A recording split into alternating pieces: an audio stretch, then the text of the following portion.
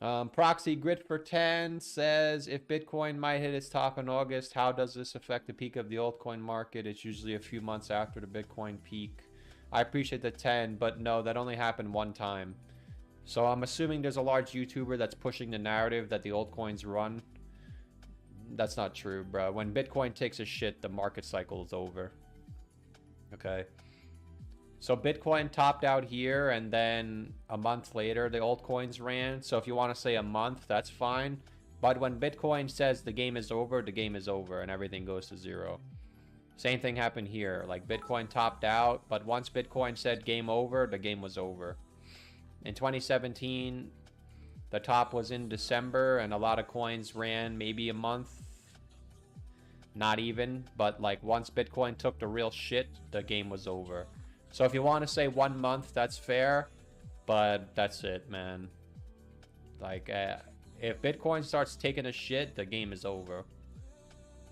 That's a really nice candle, actually. That's a really nice candle. Listen, I think we're not okay. So I really think that this chart, and like I said, I'm not sitting here acting like a know-it-all, because I said as well that when Bitcoin breaks the high, we should go straight up, which Bitcoin is, but nothing else is. So I'm not sitting here acting like I know exactly what's going on. I'm trying to figure it out just like you. But we do have a bunch of charts, and it is worth noting that this chart did not break the all-time high yet. So maybe this is what we're waiting for. But again, like you can see, when did Bitcoin break the all-time high, actually? Yeah, I mean, it is technically the same thing. Like, see how Bitcoin broke the high December 10th? Actually, it looks like you technically broke the high in November 28th. But it looks like the beginning of December was when you flipped bullish. And then if you look at this chart, like, you didn't break the high until the end of December. So it is kind of the same thing happening again. I don't know what exactly it's going to look like, but if I had to guess, this is probably what we're waiting on. And I don't know what's going to happen after April. I don't know. But considering the top is probably going to be in the September-ish, I don't really think we're going to get that big crash that people are waiting for. Like, if we realistically look at this, I would say there's a really high chance the top is in August or September or October. So something like that, right? We'll say August to October could be the top. There's really not that much time left. Like, and in my opinion, again, we must go up into April. We must. Elon must. We must go up into April, which we are. Okay? So even if there is a big dump out of April, like, it has to get brought up immediately because the top is right here. So, I mean, if we're going to get one little crash, I can't say that that's impossible because you got it right here. And you also got it right here as well. You got two of them. Right? This was in June, and then there was one final crash, and then the top was in. So, I mean, I'm sure there'll probably be one move like this. I actually think that this is realistic. I don't know where it's going to be.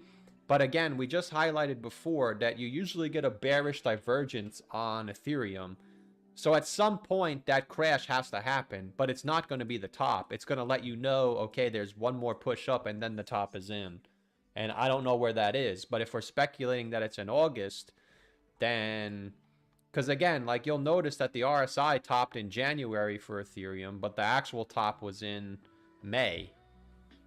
So whenever you get that reset on the RSI, you'll know, okay, big boy, there's one more push coming. And then that's it. Yeah? Yeah.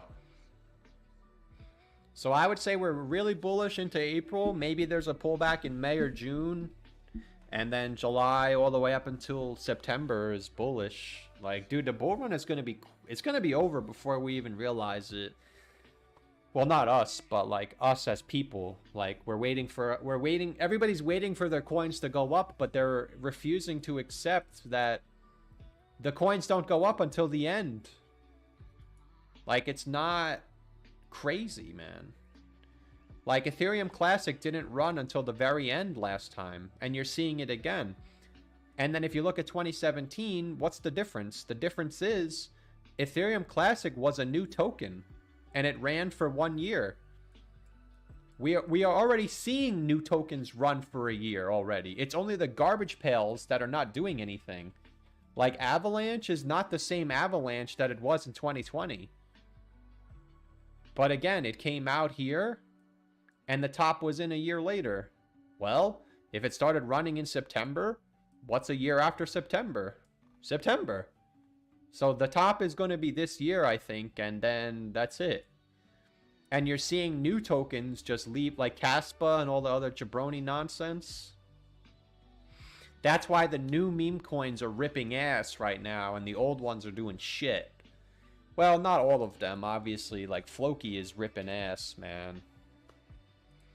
But Floki is Elon's dog, so that was like a no-brainer. But that's why Elon's cat... Shouldn't Elon's cat be a no-brainer too? Like, realistically? I feel like Elon's cat... No? Like, how come Elon's dogs are running and Elon's cat isn't? I feel like Elon's cat is gonna go at some point, man. Yeah, this... I'm not saying to buy in or not, but this shit's gotta run eventually, man. Not financial advice. And then he has another dog too, Gatsby. Doesn't he have another dog, like a third dog? Yeah, see, I don't know about this because they said they're going to Solana, so I don't know if that's... I think personally that that's bearish. Like, I don't know if they're leaving Ethereum. They should just stay on Ethereum because Ethereum is where all the liquidity is. But if they stay on both, then that's bullish. That could be a 100x, but I don't know. I read that they're leaving Ethereum, so could be a rug pull. I'm pretty sure he has another dog, though. Like, doesn't he have 3 dogs? What's the third one? Gatsby, Floki, and what's the third one?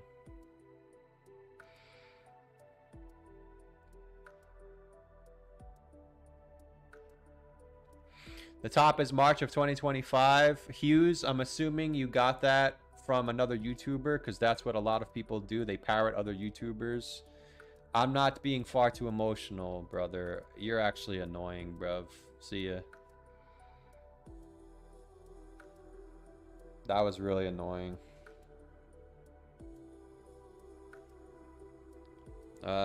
His favorite coin, Doge, is a dog, not a cat. Bork is the third one.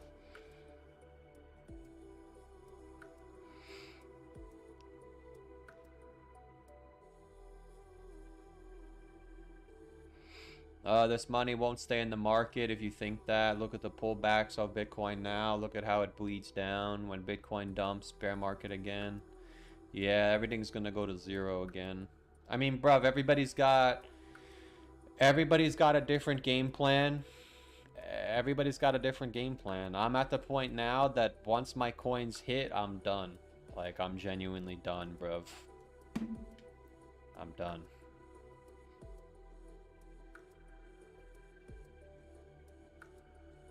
With the amount of money that's coming into the system, the moment you would think the conclusion would be up.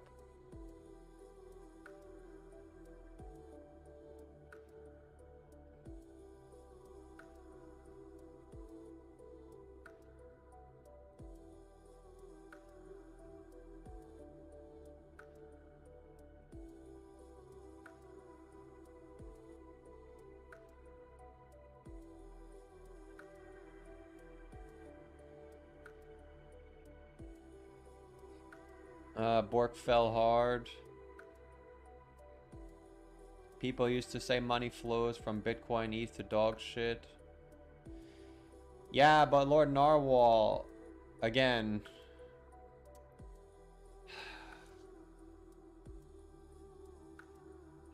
You're right. I don't have the energy to explain it, my friend. Robert for 5 says, with ETFs, shouldn't Bitcoin just level out eventually and follow the other markets and altcoins would be there? The altcoins would be there where the bouncing happens. Robert? Should I say a prayer for you, Robert? Should we say a prayer for Robert? I'm just gonna tell you, Robert, that the Shadow Realm, there's always room, bro. There's always room in the Shadow Realm. So if you want to believe that the ETF is gonna like not have a bear crash, I wish you the best, my friend. But the baptism is the baptism pool is always open. But when Bitcoin goes down, my friend, I don't care if it's the ETF. I was gonna say I don't care if Jesus comes back and says Bitcoin to 1 million, but I guess I can't say that. Good luck, my friend. The ETF is just a clickbait headline for YouTubers.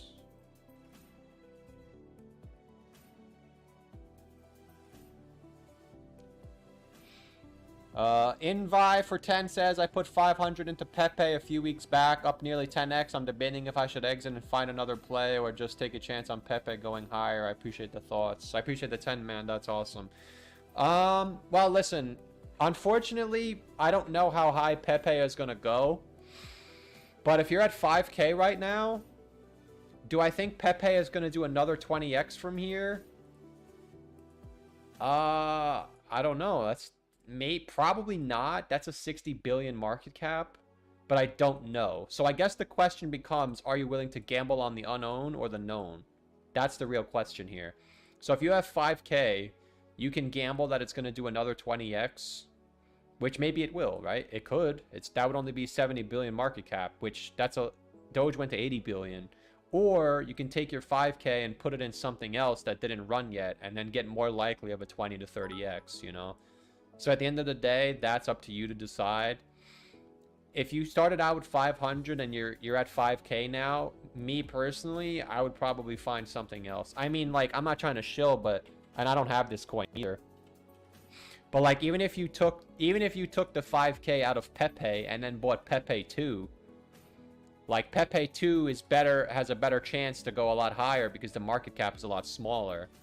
But that's what that's my way of thinking. If it were me, I would run the risk and ask myself, is it more likely that Pepe does a 30x, or is it more likely that something else runs? And I don't know the answer. Like, only you know the answer to that. But I would probably choose something that didn't run already, but you'll have to live with it if Pepe does do a 30x, you know? It's a tough question because only you know the answer to it. But there's a lot of coins that are $5,000 right now, could probably easily get you to 100K. So you just have to find them. But it's a odds game, right?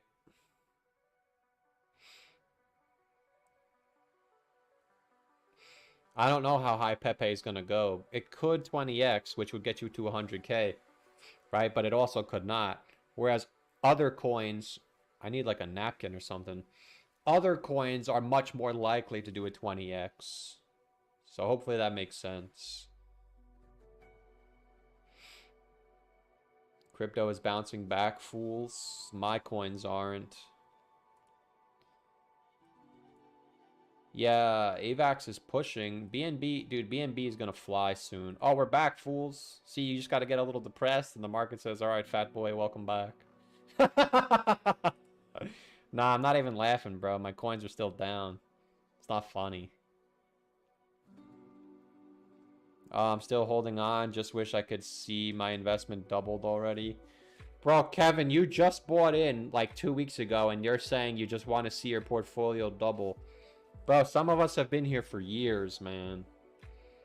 This fool Kevin's already turning into one of us. He bought in 2 weeks ago, and he's like, I already want to see my investment double.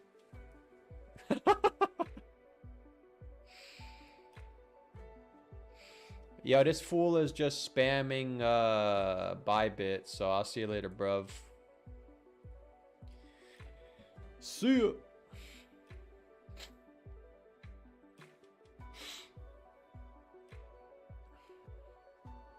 I'll just cry until the bullet gives you your lunch money back. There's no right answer here. I'm leaning towards finding another play. I mean, yeah, I think realistically, if you took your 5K and bought something else, you'll probably have a higher chance of a higher return. But there's definitely no guarantees. All right, so for a perfect example, I am not saying to do this, but this is just an example, right? The Biden token, this Biden token is up 600x from the low, or whatever it is. I don't know what it is. Oh my gosh, it's actually up 120. It's up 1000x from the low. So I wouldn't necessarily say to buy this, but let's just say, for example, that you put your 5K in here. If it went back up, it would be 40K, you know. But this coin is up 17, like it's up almost 1000x. So I don't know where the bottom is for the retracement. So I guess this wouldn't be an example, but I'm just using it for the money value. Like, if you put 5K on this, you're more likely to get to 100K than on Pepe because the market cap is only 3 million. But this is a bad example because it's also up 1000x. So you'd have to pick something else that's not up 1000x. Like the Dino token, right? Okay, well, Dino is starting to pump now as well, but yeah. So like if you took your 5K and bought this instead, like your downside risk is minimized, whereas the upside, you know, you could get to 100K. But that's up to you. That's a better example.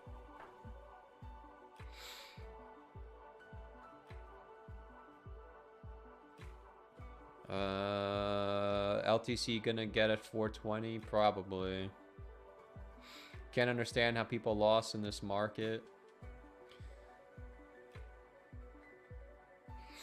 How is your Doge on Mars bag? I still have 1,000 coins. Or, sorry, I have 1 billion coins that Paul Heyman sent me. That's all I have. I will not be participating in the Dogelon bull run. I wish you all the best. I will not be participating in the Dogelon Mars bull run. Please stop spamming LGBTQ, please. Can you tell a price prediction on Doge by the end of the month? Let me rub my crystal ball. 18 cents. I think Doge will be 18 cents by the end of March. Are we back, fools? Are my coins pumping or not? You know what's crazy about crypto, though? It's like you could be miserable about your portfolio, and then 3 weeks later, you could be a millionaire. Like, what if I'm a millionaire in 2 months, bruv? You know? Like, I guess it's possible. I hope it happens. Probably not, but... I'm still losing since 2018. Yeah, you're probably holding old tokens, if that's what's up. Dino took 20 out of 100 on Token Sniffer. Do you understand it's not scam, or can you sell after? Well, you're asking me if it's a scam, and you're the one that looked at the Token Sniffer. So if it says it's sellable, then it's not a scam. If it's not sellable, then it is a scam. But I've had Dino before. I just used it as an example.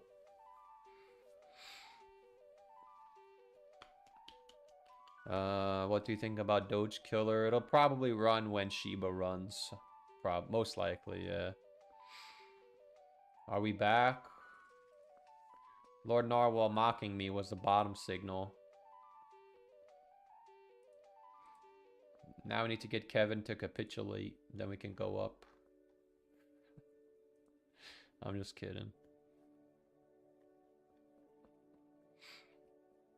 Grace Folly for 500 peanuts. I have no idea what logo. I don't know how much that is. We're gonna make it. Would you please look at Jesus? Holding either way, but I'm hoping there'll be resurrection. Would you please rub your crystal balls for me? I don't know how much that is. Narwhal, what? That looks like one of those Pokemons, like the alphabet. Unknown. That looks like one of the unknowns. What is that? 500 potatoes?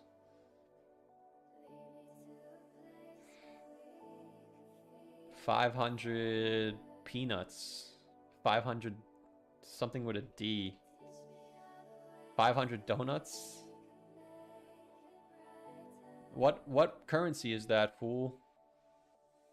The dong? There's no way there's a currency called a dong, bro. Like ding dong. There's no way there's a currency called a dong. Ding dong. Bing bong. It says a bell. Oh yeah, Vietnamese. Dong. Wow. I appreciate the dongs, fool. I appreciate the ding dong. Yeah, 500 dongs. 20 bucks. I appreciate that. That's awesome. What's your question? Jesus coin? Yeah, Easter is coming, fool. Shouldn't that be pumping now? Wow. Maybe it's gonna wait for Easter? I mean, it looks like it's getting ready to be bullish. The bottom should be in, unless they're gonna rug pull. I would say once it gets over 29, the bull run is in. I mean, it's over to 382, so that's bullish. As long as Jesus coin stays over 1830, it is bullish. Right? The last resistance is 28.5. Well, the last resistance is 39. But once you get over 28.5, it should start pumping pretty hard. We're about to go vertical, in my opinion. So Jesus is a big part of everybody's lives. I think it's like 95% of the US is Catholic. I don't know what it is now with all the degeneracy that's going on with TikTok and everything. It's probably lower now, but back in the good old days, most people were Catholic, so everybody knows about Jesus, meaning that it's, I'm not trying to push religion, but I'm saying that everybody knows about Jesus, so it's bullish. But as long as it's below 28.5, don't expect it to go straight up. And if it falls below 18, it's going to come back down to 13. If it ends up coming back to 13, that must hold. It must. Like Elon must. Because you can see the same thing happen here, where you kept making higher lows. So if it ends up falling below 18, it must hold above 1390. If it falls below that, it's going to 0. But I would imagine that this is going to be one of the biggest coins because it's literally Jesus. Now, that doesn't mean it has to go to 10 billion market cap, but as long as it's over 14 and as long as it's over 18, I would say that it is bullish. And once it gets over 28, it should begin the bull run and potentially go all the way to 18.6, which means that's about a, what is that? 7x, which is about a 200 million market cap. So that's definitely possible. But if it falls below 14 at any time, it's going to 0 and on. Shout out to the Catholics trying to push religion. It's not funny, fool. Tell Jesus I want my money now.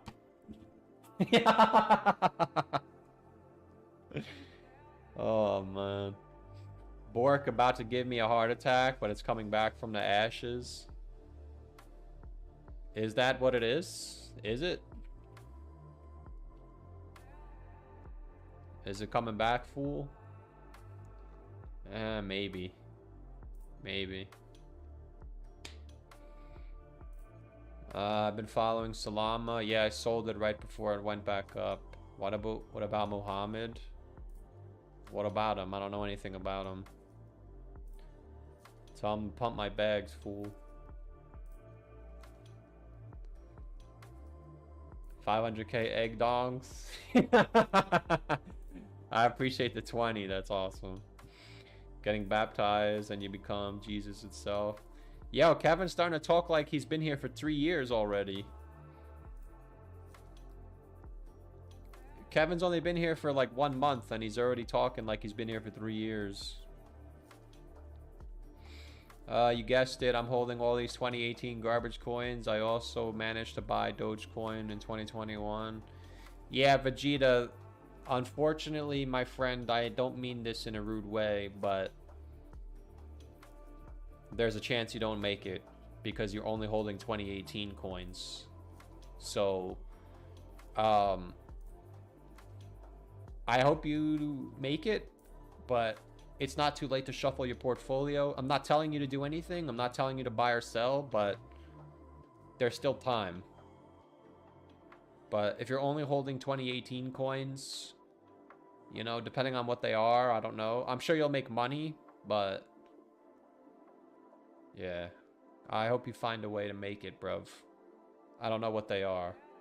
I mean, even if you converted everything into like Shiba or something, you know.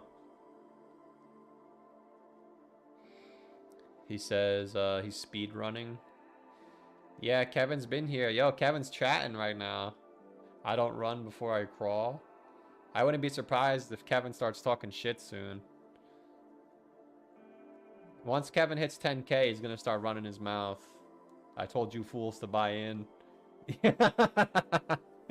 Once Kevin hits 10K, he's gonna start talking shit to the peasants. He's gonna tell all of his friends, yo, I'm up 20K on Doge, you fools. You should have bought in when I bought in. And then by the time it gets to 50K, it's gonna be toxic. Kevin's gonna be toxic when he hits 50K and on.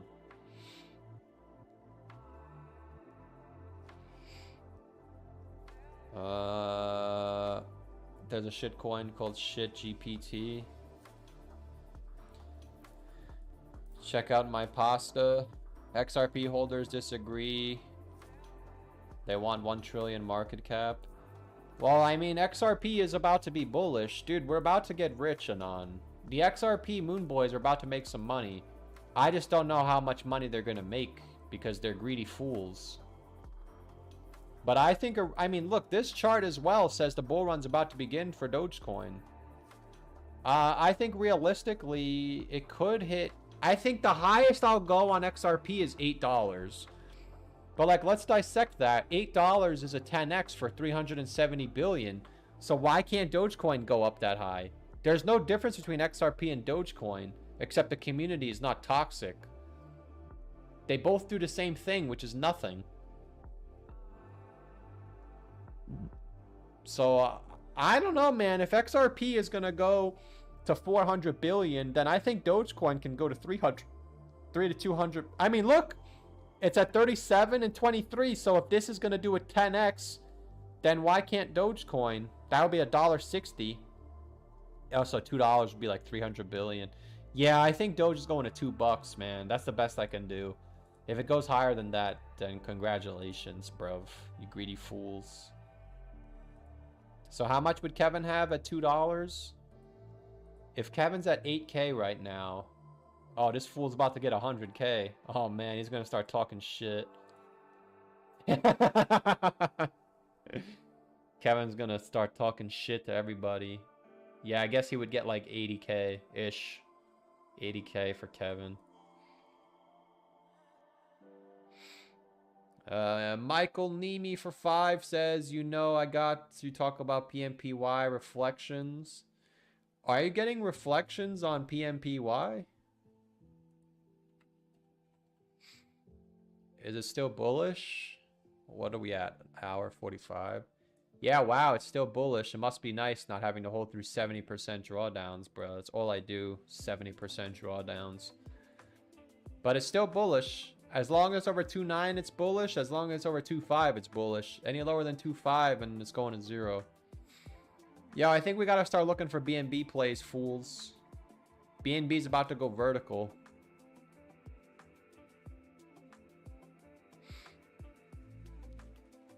Baby Myro. Oh, we talked about this last time. Baby Myro. Yeah, but I checked the Twitter. The Twitter's dead. Maybe. Yeah, dude, BNB's about to start pumping, fools. Not financial advice. It's time for BNB to get some respect back. I'm tired of these Solana Moon boys talking shit. I want to see BNB at 1,000. Mixer for 5 says... you think HTR and KuCoin can come back? Seems like a valid play. Looks the same as Bitcoin. Decent volume. I appreciate the 5. Welcome back, Mixer. Mixer was the original reason I got sent to the Shadow Realm in the first place. Nah, I'm just kidding. From the high down to the low. Well, it's just like every other coin, Anon. Once it... Oh, some guy just came in the chat saying it's annoying that I say Anon. Go watch the XRP Moon Boys. They'll tell you it's $50. World currency. Once it gets over 18 cents, I would say bull run. Right? Because it looks like the rest of the market. It looks like it's getting accumulated. So once it breaks over 18 cents, I would say 48. I don't know what the market cap is, but maybe it goes to $8. Yeah. Depending on what the market cap is, it could go to $8. Which is 40x. But as long as it's below 18 cents, it's not it's not in a bull run. So in the event of a drawdown, it's got to stay over 12.7 and 11. If it falls below 11, it's going back to 0. From the east to the west. Yeah, I'm thinking about that song when he says, "Are you 12?" Yeah, this fool's getting banned. Banned, bro. I'm banning so many people now. It's unbelievable. And I'm still getting more viewers. That's what I'm trying to say, fool. I can ban everybody. I don't give a shit. Blocktopia. Oh, I forgot about Blocktopia. That's a good one, fool. I forgot about Blocktopia. Yeah, that's on the watch list. I'm glad you pointed that out, fat boy. That's a good one. I don't even think I have a spot for that. ETH plays. I don't even have a spot for that. I guess I'll just put it on here, even though it's not Ethereum. Yeah, that's going to be a nice one.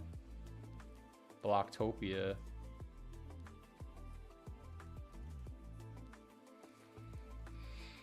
Wonder how close I was to getting banned earlier. Nah, I don't ban people that... I only ban the people that I don't know who they are. Like, if I have no idea who you are and you're running your fat mouth, I'll just ban you. But, like, if you've been here for a while and you run your mouth, I'll give you a warning. But sometimes there's jabronis that have been here for so long, but I don't know who they are, and I ban them anyway. But I know people. Like, if you've been here, I know who you are. Because I have a really, really good memory. If you're some schmuck that just showed up out of underneath the bridge and said you've been here since day one and I don't know who you are, you're full of shit. You're getting banned. Ape Gang for 5 says, ever earn BNB gives reflections. I'm getting into like $50 a day. I appreciate the 5. Ever earn? Yeah, there's a couple of Ever coins on BNB. I wanted to... Oh, I think I just saw it. I wanted to buy them. Yeah, this is new. Yeah, there's a couple of Ever coins. Oh, this just came out. Turbocharged token. Yeah, it's a 65k market cap and 21k liquidity. So I don't really know what to say as far as what it's gonna do because it just came out, so it's a gamble. But there's two options here. Either this is going to 1000x or it's going to 0. There's no in the middle. Because I don't know what it is, assuming it's not a rug pull.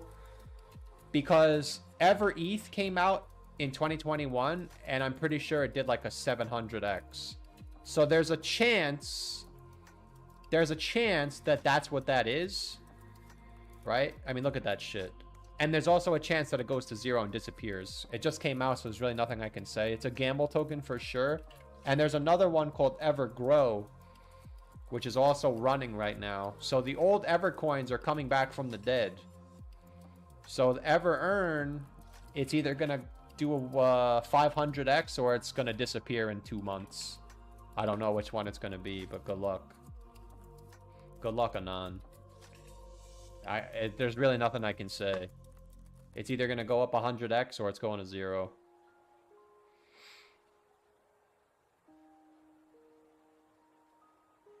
Michael Nemi for 2 says PMPY 2% reflection.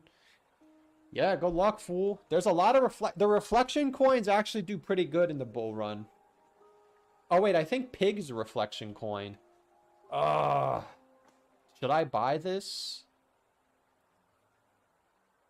Like, if I put 30k in, bro, that's 3 million. It's so tempting, bro. But it's just like, I don't want to sell my coin and then my coin goes to the moon without me. I'm pretty sure this is actually reflection token as well. There's 5% tax and 3% is locked in liquidity. 2% is distributed to pig holders. Yeah, I'm pretty sure this is a reflection token. I wish I had more money, bro. Like, I don't want to sell one of my coins to buy this. But if this goes up here, I'm going to cry. I'm going to cry, bro.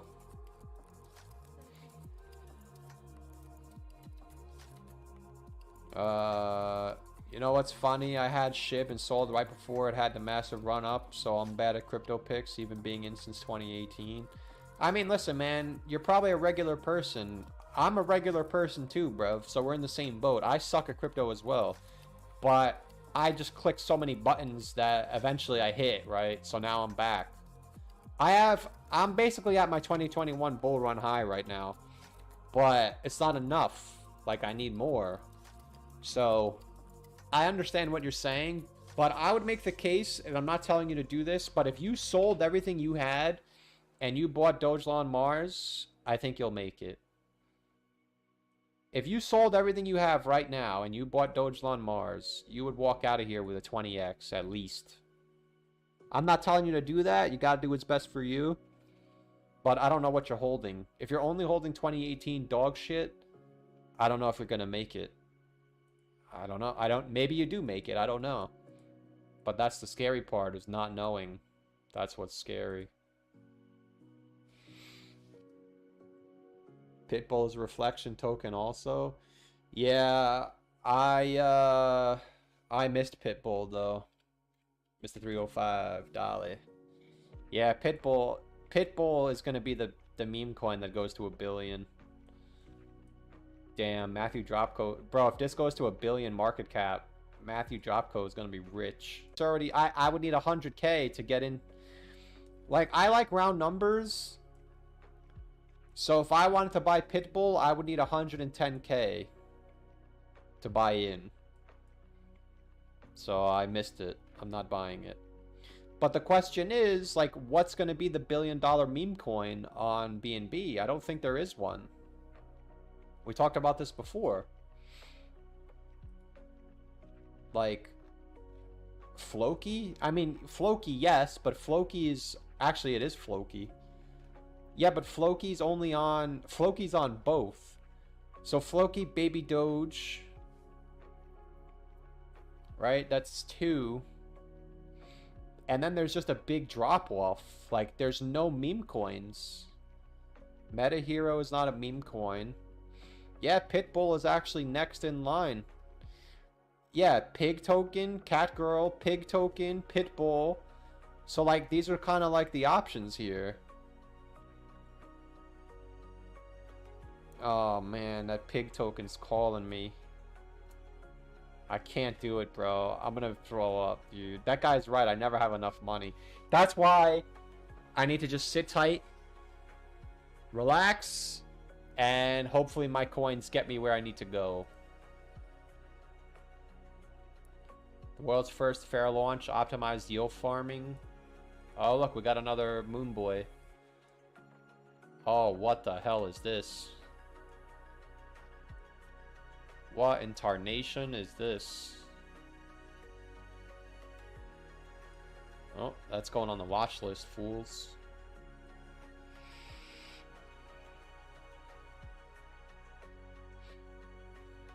Aerodrome on base, thoughts? Come on, Mixer, read the chat, fool.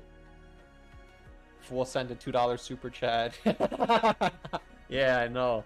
That fool has like $400,000 too. That's what's crazy. Mixer's rich already, and he's sending me $2. Unbelievable. Nah, Aerodrome is bullish, man. I forget what it is, but you gotta read the thing. Unfortunately, you're not immune to the rules either. Just gotta relax and rotate all your money into ETH. Nah, man. I'm going into the bank if I get my goal. If I hit my goal, I'm going into the bank and I'm done. Saying my farewells on YouTube and I'm done. I wanted to look at something, but I don't remember what it was. Oh, Floki CEO. Yeah, I forgot about that. Are people still buying that?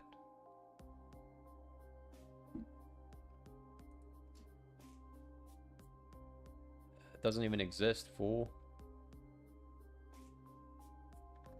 Yeah, what happened? Floki CEO, it's not here.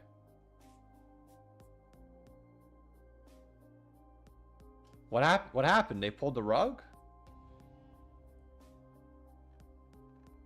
Oh, they did. Why? Wait, what's going on with Floki CEO? Why'd they pull the rug? It's only got 9K liquidity now. Wow. GG's, man. Why'd they pull the rug? What is this? Red Floki CEO? Oh, what is this rug? This shit's going back up.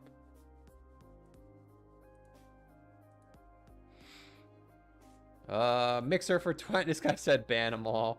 Mixer for 20 says my bad. I appreciate the 20. That's awesome, man. Yeah, Mixer might be close to 1 million right now.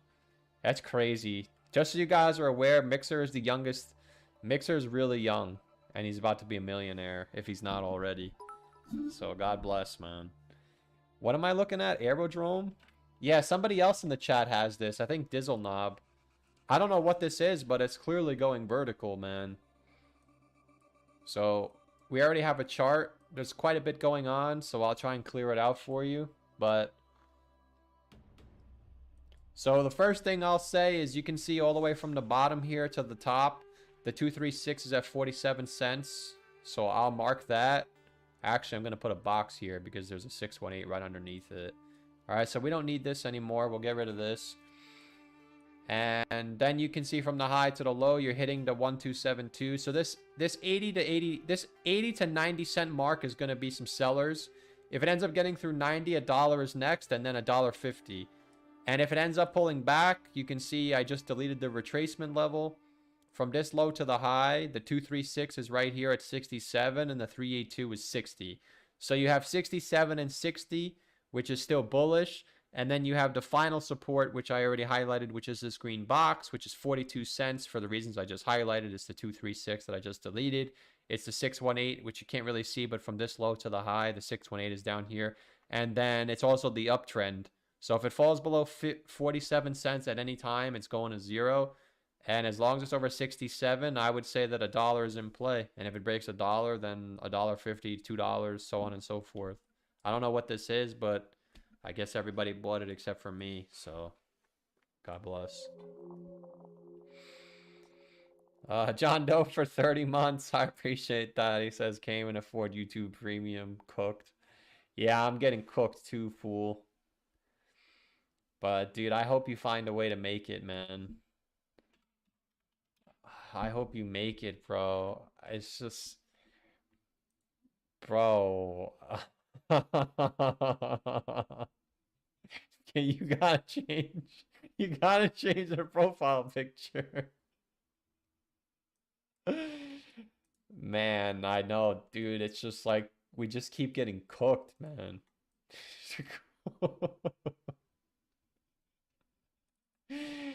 Dude, I just can't believe you did that, bro. No, wait. Wait, I think you're all right though, no? Oh, it's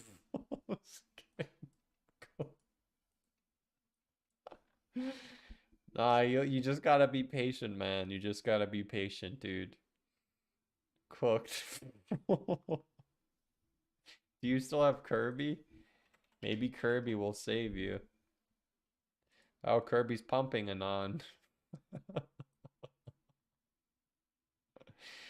Dude, I want you to make it, man. You gotta find a way, dude. It's just like...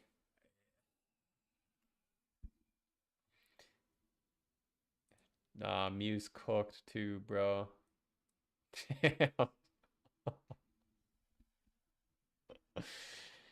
Dude, how do we get this guy out of the freaking Shadow Realm, man?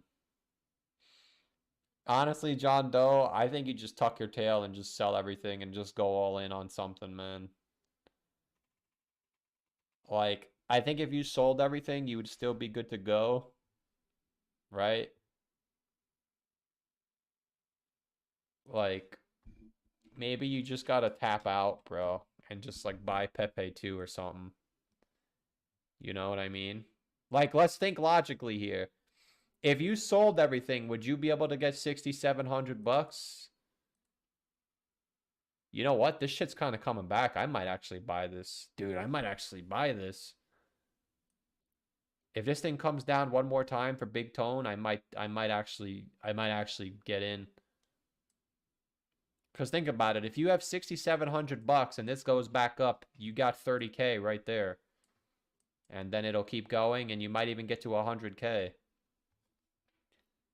This actually runs before Pepe. Yeah, I'm gonna dude, if this thing comes back for big tone, I might buy in. 46K would be $1,000,000 if I went up there. Tough call though. But like, I understand what you're trying to do, man. I'm trying to do it too, but I gave up. Like, the coins that I have right now, I am selling them when they hit their highs and I'm withdrawing to the bank. So like, I don't know. Like, I have faith in John Doe, but we're kind of cutting it close now.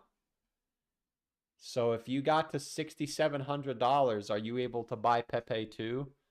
I think that might be the play, man. Then you get your 50K. Like, it could be the move. Not financial advice, obviously. We're just speculating for John Doe potentially. Not anybody else. Not financial advice. But like, I feel like that's not a bad play, man. Pepe too, bruv. You would get your 50K. Then you take the 50K and what? Buy something. What do you think, John Doe? What do we think? If we sell the garbage pails,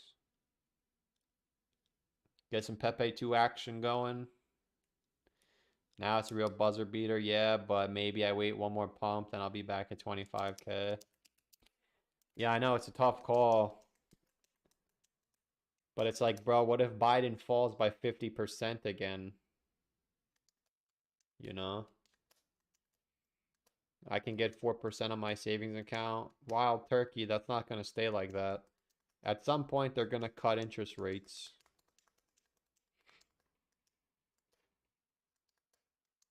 Are you worried about the liquidity to exit in the shit coins? Not in the coins that I'm holding in particular.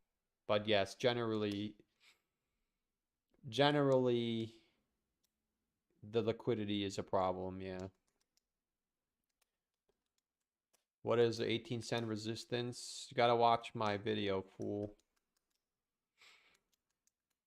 Dude, how can we get John Doe back, man? I think Pepe too, man. Yo, did you see Pooh Bear? That shit went back to the high. That's unbelievable. This is why I don't want to sell my coins, because I feel like I'm right here. Like, dude, if I get this exact move, I'm gonna cry. Like, I would actually cry. Because I'm holding coins that look like this, literally. I just need this, man. I think I have a chance, boys.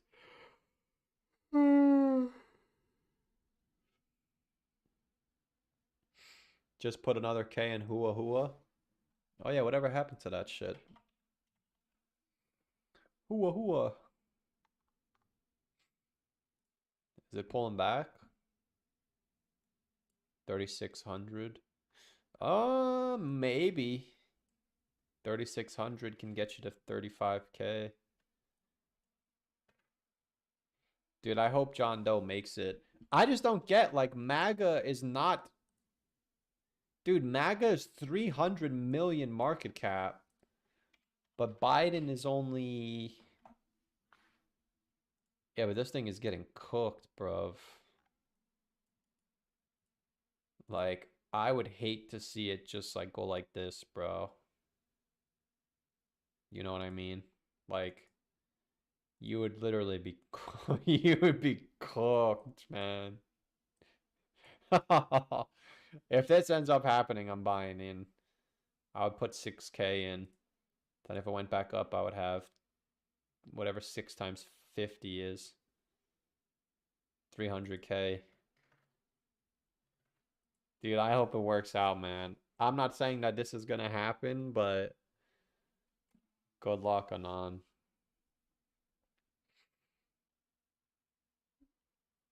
Put silver in the bathroom. Super Trump. Oh wait, what about Super Trump?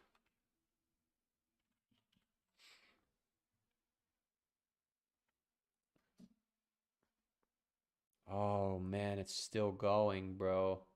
Yo, what do we think about Super Trump, John Doe? This could be the next one. Tough call, man. Tough call.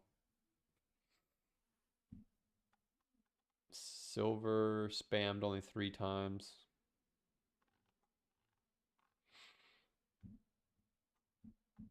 Tough call, man. How do we get John Doe to the promised land?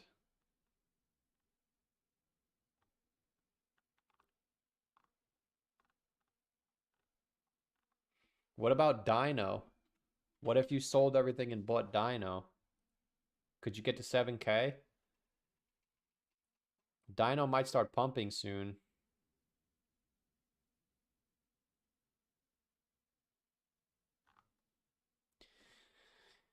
Problem is, Pepe 2 could drop as well. Yeah, it could, but you know it's going to go back up. We don't know if Biden is going to go back up.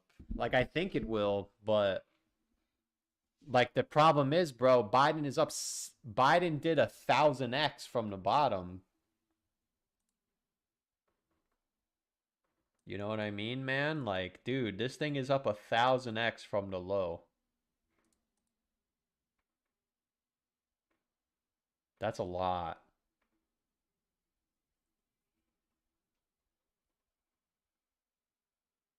Is there a baby Trump? There's a baby Trump on BNB. But there's too many baby coins on BNB. There's baby Trump, baby Bonk, baby Myro, baby Musk, baby Elon, baby Doge. It's all scam coins.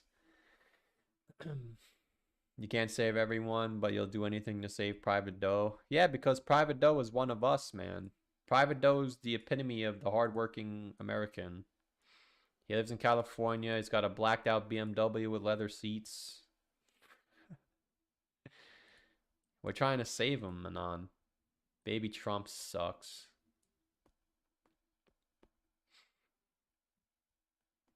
Oh, damn, no super chats. Nah, I already got a lot of super chats. I hit my chat revenue. The chat revenue has been the same. Dude, my revenue for March is already more than February, and we're halfway through the month. So, you guys don't have to send me super chats. I had enough today. I appreciate it. My revenue for this month, I actually checked this morning. So we're halfway through March, and my revenue is the same as March of 2022. So it's been 2 years since I made this much on YouTube. Between the views and the super chats and the ad revenue and all of that shit. So I appreciate it, but you don't have to send me any more super chats. Right? Yeah. So we're halfway through March, and I'm not saying this to brag by any means because I'm poor, but I'm just. Well, actually, if I showed you my revenue chart, you would say bull run because it literally looks like it. No, like no shit. It literally looks like a shit coin. Like if I had to pick a coin that it looks like, I would show you. Well, I posted it on Twitter if you want to see it, but I don't want to show the dollar amount. But yeah.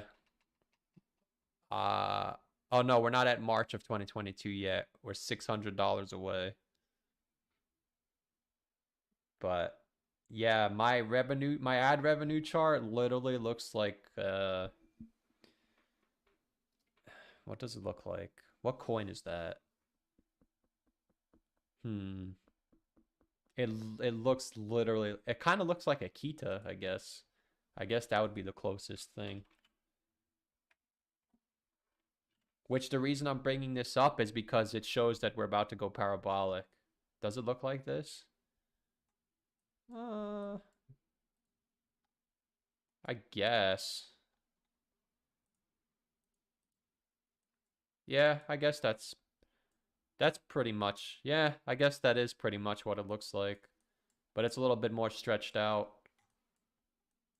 So the people are coming back. Again, I'm not saying it to boast because I'm poor. I'm just letting you know that think about it this way: the revenue topped out October of 2021, and it took a shit right after that, and it's been stagnant since October of 2022. It's been stagnant, and it broke out September of 2023. It made a higher low in January, and now it's flying. So it's literally following the market, which means that we're bullish. So the revenue bottomed out basically in October, December of 2022. So like here, this was where the revenue bottomed. And it basically went like this. And now it's coming back. Yeah, it's literally following Bitcoin. Dude, we are so bullish right now. We are bullish, Anon. Best of luck to you. What's a to you? KRTT for 10. I appreciate the 10, man. That's awesome. What did he say? KRTT. What does Fool say? KRTT for 10. He didn't say anything. Ty Lopez coin. Is Ty Lopez still a thing? Some people call him a scammer. I don't know anything about him in that regard, but oh, you're not kidding. There's actually a here in my garage. I thought it was his own coin. Yeah, this is gonna rug, bruv. Good luck. I like Ty Lopez. I don't know. People say he's a crypto scammer. I don't know anything about it. So if he is, then I don't know. But I think he used to give good advice. I don't know what he says anymore. But back in the day, yeah, no, this is it looks like a scam coin, honestly. It's probably not his. Some guy probably just launched it. Yeah, community token. But I would say as long as it's over 73, it's bullish. If it falls below 73, it's going to come to 2 cents, and if it falls below 2 cents, it's going to 0, which I guess at that point it already is kind of at 0 cuz that would be a 95% drawdown. But I would say this 7-cent mark is pretty much the last you can go and still be bullish, like bullish. Any lower than 7 cents and it's chalked, bruv. It's going to 0. 2 cents, and then if it falls below 2 cents, it's a rug. But if it ends up holding 7 cents, then maybe it is bullish. But this is probably going to rug, man. When these Solana scams come out, they go sideways for 3 days and then they go to 0. But if it stays over 7 cents, then technically $1 would be in play. Super Trump is going up. But yeah, if it falls below 7, it's going into the shadow realm. Oh wait, speaking of which, didn't there was some news that came out today. Yeah, dude, the Tate coin is still bullish too. That's crazy, man. All of these coins are still bullish. The reason I thought about that was because Ty Lopez, and then there was new. I went on Twitter today, and it says that the Tates they got arrested again or something like that. I saw on Twitter today. The Tate coin is still bullish, dude. I guess they're just launching coins out of people's garage. Here in my garage. Here in my garage. Yeah, so yeah. I would say if it falls below 7 cents, it's going to 0 and on. Go buy Super Trump cab, go to $4. No, I'm not buying any more coins, man. I'm not buying any more coins. My portfolio is set. If I make it, I make it. If not, God bless. I really hope I make it, Anon. I would put all my money in the bank, earn 2%, 3% interest, and just retire. Literally retire. I would eat pancakes. Safe Moon is a 50x. What are my thoughts on the Bitcoin top? Probably 100K, 120K. Bork is the best play you can get in. Raincoin, another scam. This fool's name is Carlos Carbajal. Kyle Daly. Raincoin. He's just gonna spam Raincoin. If he does it again, he's going into the shadow realm.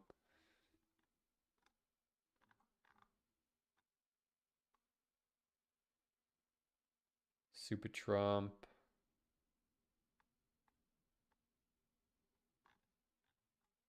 $300K top.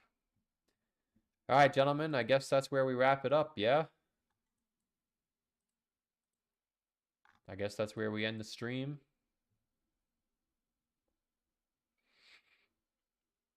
Jason Bourne says literally could have put 10K into FET. You would have 130K. It only took 45 days. Stop playing with shit coins. And how do you know I don't have more than that, Jason Bourne? So you can take your Ocean protocol and shove it up your ass. Don't send me to the Shadow Realm. I'm not gonna send you to the Shadow Realm. This fool changed it to J5. All right, boys, it's been a pleasure, but I'm gonna go cope now. So, in all seriousness, the bull run is clearly underway, but I want you to understand that we are a lot further along than most people are anticipating. However, at this stage, I would imagine most people are probably signaling like the top is close. But again, in case you came to the chat late, the pi cycle moving average, we are breaking over it on the daily time frame. Just for the record, the last couple of times that's happened, Anon, has been May of 2017, December of 2020, and let's say January of 2013. Obviously, you can say this as well, so if you want to, that's fine. But listen, man, the chart speaks for itself. We're probably in here somewhere.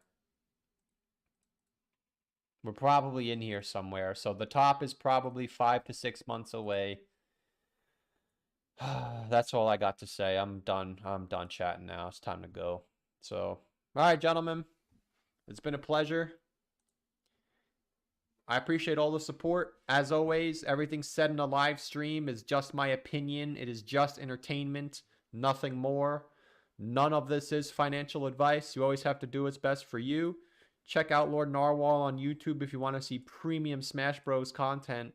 And I guess we'll leave it at that. So I appreciate all the support. Check the description for all the social media and Discord and all the nonsense if you want. If not, that's okay. As always, none of this is financial advice. I wish you all the best. I'll see you at 10K and have a blessed day.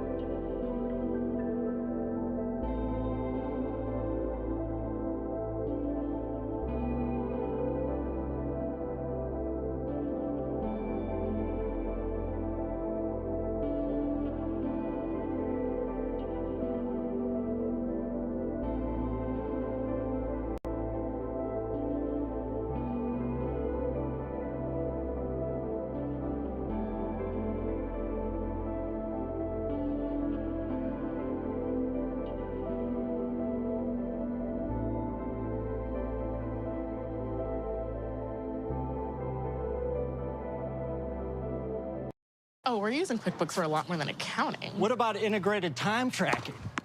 Yep. Surely it doesn't have built-in approval workflows. It does. Real-time profitability reports, online payments? Or can your team access it from anywhere? Yep. Doing that with QuickBooks.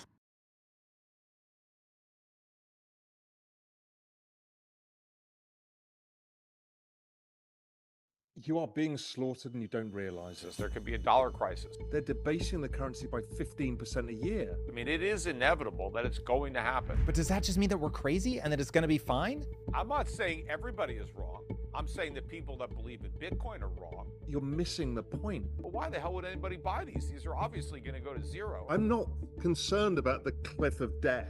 How do we make sense of these numbers? Or is this a guaranteed slaughter and we just don't know when? The tension between the way the two of you think has been really instrumental in helping me, and I think countless others, build a worldview that will help them navigate different moments in the economy well. I think right now we're going through a period of just massive transition. And so I come to the debate between crypto, not crypto, with that in mind. So to oversimplify your guys' stances, I see Raul, I see you as pro-crypto. Peter, I see you as anti-crypto. I know those are really gross simplifications. So I'd love to start with, Raul, if you could walk us through your position, how you see crypto, why you think it's valuable, and then Peter will come to you for your take. Okay, so I think we will both agree that things are pretty screwed up. We'll all agree, right? What is really screwed up is the world is massively in debt. The workforce is shrinking. Population growth is slowing down. It's slowing down GDP growth. So there's not enough GDP growth to pay or service the amount of debts out there. And what we found since 2008, that the answer to this debt issue has been printing of more money, debasement of currency. People think of it in terms of, at first they think it's going to be inflation, as in the price of CPI goes up, but it's actually not. It's actually something much worse, is wages don't rise, but assets go up, because optically you're debasing the currency. Your future self is getting poorer because assets are all about storing wealth for future deferred consumption. But what's happening is you can't afford as much of that now. And so your future self is in fact poorer. So a classic example is a 35-year-old now in the United States, getting married, having kids. A house is very expensive now. Compared to when Peter and I were young, it was relatively cheap, 3 times incomes. Now it's like 10 times incomes. So there's no real way of getting up the ladder. The equity market is much more expensive. Your kind of percentage share of the S&P is so much less. So the advantages that your parents had are not available to you. So that's a problem for society overall, is this issue of debasement of currency. The governments are doing it because there's no way of paying the debt. So what you're going to have to do is continue to print money. So then if that is the case, and I found out in this everything code analysis that I talked to you about, what we found is since 2008, they reset interest rates. It's like a debt reset. The debt jubilee happened. It was everybody was given the chance to not pay interest. And everybody reset their debts on this.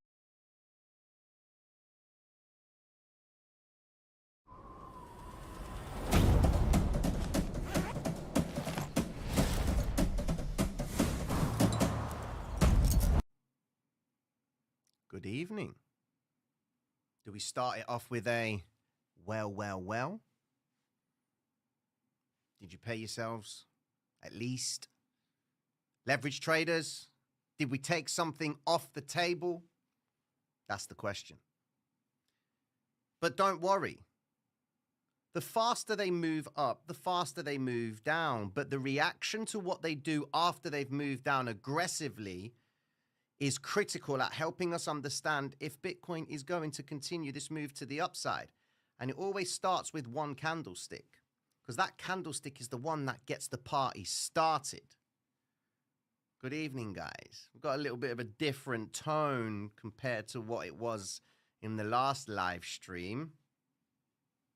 We're going to chill out this evening. Excuse me. We're going to chill out. We're going to aim to be professional, at least. Oh, I'm clapping for Bitcoin. Part and parcel of the hybrid system, which is the system that we trade, is it gives us clues as to what could happen.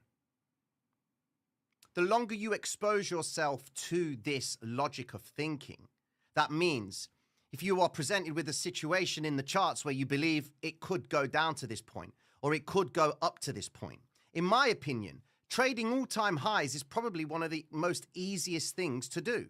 Why? Because people tend to be somewhat more optimistic than pessimistic, believe it or not. People are more optimistic than pessimistic, which is why you got to be very careful when you're running for shorts, especially in the game of trading, especially when you're trading the S&P. Like today, I'm going to talk you through my trading day where I just took out my frustration on the S&P. We managed to place some shorts on the move to the upside where we opened a few puts to exploit the retrace back down. I actually then ended up exploiting the move back up, which I'm going to talk you through on how to effectively find these opportunities because they are presented to us every single day. We're going to break down Bitcoin's price action to help you understand what could happen next, given that we have had this unbelievable data that's come out suggesting inflation has gone up. And the banks are going to start knocking on Powell's door saying, listen, bro, man, like, come on. Tell us when you're going to cut so we can start moving our mullah. Yields have been climbing up, warranting the idea that investors overseas should be landing up on their dollars. It's going to be a very heated FOMC meeting. That's one thing for sure. I don't think the Fed actually thought they would get this reading today. Well, let's be honest. They know, but they have to play their role to make people believe that it's a surprise to them. Okay? So, mad love and respect for passing through for tonight's live stream. We're going to be good this evening. All right? What's going on, ladies and gentlemen? Good evening, good evening. Okay? Akbar, I know you're playing, bro. It's all good. Nah, I'm good. Ladies and gentlemen, I am good. I apologize to the gentleman because he was the catalyst. So don't worry about it. It's all love. But if I have to get on one of those rants again, I'm telling you, I will. I will not hesitate. I'm a short fuse, ladies and gentlemen. I shoot from the hip. Let's get with the flavor. I'm a nice person, you know that. I'm a little bit too nice. You know? I don't like to be the bad guy here. You know? Between me and Mr. Dutch, Mike Dutch, it's Mike, you do it. You tell him. No, you do it. I can't. And yeah. So mad love to Mike. Mad love to everyone. Shall we get to the charts? Yeah? Let's get with the program. So, 3.2%, man. What a joke. They're even talking about stagflation. Yeah? A stagflation landing. Not a soft landing. Stagflation landing. Where you got inflation up, unemployment up, okay? Interest rates are up. But don't worry. Don't worry. As we've said before, the US debt is growing by $1 trillion every 100 days. Don't worry about it. Because historically, this is what happens. The markets are sailing to the upside. Everything is all good. And then the market needs a what? A reset. Well, now that Wall Street's in crypto, you're going to get your resets in crypto. That's why I'm saying be mindful that the new 20K could be the new 50K. Like, that's where it could be. All right? And the thing that people in cryptocurrency think is that just because Wall Street is involved in cryptocurrency, it means that they're going to also endorse the idea of being and thinking like cryptocurrency. All right? When you see things like this, according to the BBC News in the UK all of a sudden changed its tone. Trump's changed its tone. Consistently reaching new all-time highs nearly on an hourly basis. That is correct. The UK have got that right. Bitcoin was hitting new all-time highs consistently once it broke away from that $70,000 break point mark, whatever. Okay? So you can see, like, it's all now starting. And a gentleman in the Discord even said that a co-worker of his came up to him and was like, hey, man, we're going to like buy Bitcoin. I heard about it in the news. Now, some of you might be saying, yeah, that's the time to sell. Well, like, is it? And this is what brings me to the next thing, okay? When they say this time is different, this time it's different. If you take the actual dynamics of what's going on right now, there would be, if we were to put it in terms of math, all right, it would be skewed more to the idea that it is different this time. Why? Because we have different players in crypto. Jump back over the last 10 years of Bitcoin. We've never had ETFs. We have, but we've never had BlackRock. We've never had this much activity on Bitcoin in a very long time. Look at where we were in the last all-time high. All right? That was all cryptocurrency. That was everyone in crypto. Then everyone in crypto got a slap across the face. Now we're getting back into that point, which has been facilitated by Wall Street. So when we understand that this could be different, yes, it's true, because of the mechanisms behind the idea of this Bitcoin. Not the coin itself, that it's for the people and all that. No, the fact that there is a supply. The fact that this new ETF is sustaining Bitcoin's rally because they have to buy the Bitcoin, okay? And when you've got heavyweights like Grayscale, when you've got BlackRock, Grayscale is selling, BlackRock is buying, and you've got Coinbase. All it takes is another big mutual fund to step up and say, yo, we want a piece of this cake. That's going to put more and more pressure on exchanges to relieve their supply. And that's going to then make it harder for Bitcoin to be purchased until Bitcoin then gets to a situation where only the bigger players are really buying it, and we're sat on X watching it going up, and we just have no avenues to go to it and buy it. There's this thing on certain exchanges where you go and trade, where if you are a professional trader, then you are allowed to trade a certain amount of leverage, and you need to provide information on your net worth and explain to them why you are eligible for trading on their platform using their higher leverages, mainly for the UK, all right? I genuinely believe, and I know all this cryptocurrency, the idea of it being decentralized and what have you, I genuinely believe that Bitcoin is going to get swept up by so many big players that in order for you to actually be able to buy it, anywhere that you can buy it, it's all going to be on centralized exchanges, okay? And you have to pass a certain criteria of net worth if you are going to buy the Bitcoin, okay? I think that is what could end up happening to Bitcoin. I could be wrong. I'm just putting it out there, okay? But with the way and the rate that Bitcoin is moving at, it's going to go up so much that even someone or the average Joe coming into buying Bitcoin will never be able to own a single Bitcoin. Now, I'm talking if Bitcoin goes to these phenomenal price points like the 200, 300, 400Ks. You can go and buy yourself a stock of Berkshire Hathaway, and that's nearly $605,000. There's nothing stopping you from going to buy that. You're allowed to buy it. But I think with Bitcoin, I just think they're all going to become so attached to it that they could put some legislation in place to stop the average person, and it's only ideal for a professional person or entity or company that is allowed to buy the Bitcoin. That's how they're going to really slow down the supply of accumulating it. I could be completely wrong, but tell me why it's not something that could happen. Some of you might come out and be like, yeah, but by the principle of the blockchain and all that stuff. I'm just talking as an example here. Like, what if Bitcoin is getting this much traction? Capiche? That's where my head's at with that, okay? Sailor's been popping up on Twitter as well, on X. He's actually had, he's actually talking about, where was it? He was talking earlier on, yeah, there you go. Bitcoin is going to eat gold, courtesy of Altcoin Daily right there. He shared it. Mad love for that, because I was looking for that. So it's going to eat gold. Well, Bitcoin's already surpassed silver. It's taken all of silver's market cap. It's taken out Meta's market cap, and it's now on its way to take out Google's market cap. All we need Bitcoin to do now is have a bigger market cap than good old Amazon. That will then really start the party, that it's got more market cap in Amazon. And let's be honest, man, that's nearly $3 trillion market cap, okay? The cryptocurrency market cap itself, not so long ago, was just, well, it was 3 trillion at the all-time high. And Bitcoin, of course, made a lot of that. But just imagine Bitcoin going into 3 trillion market cap by itself.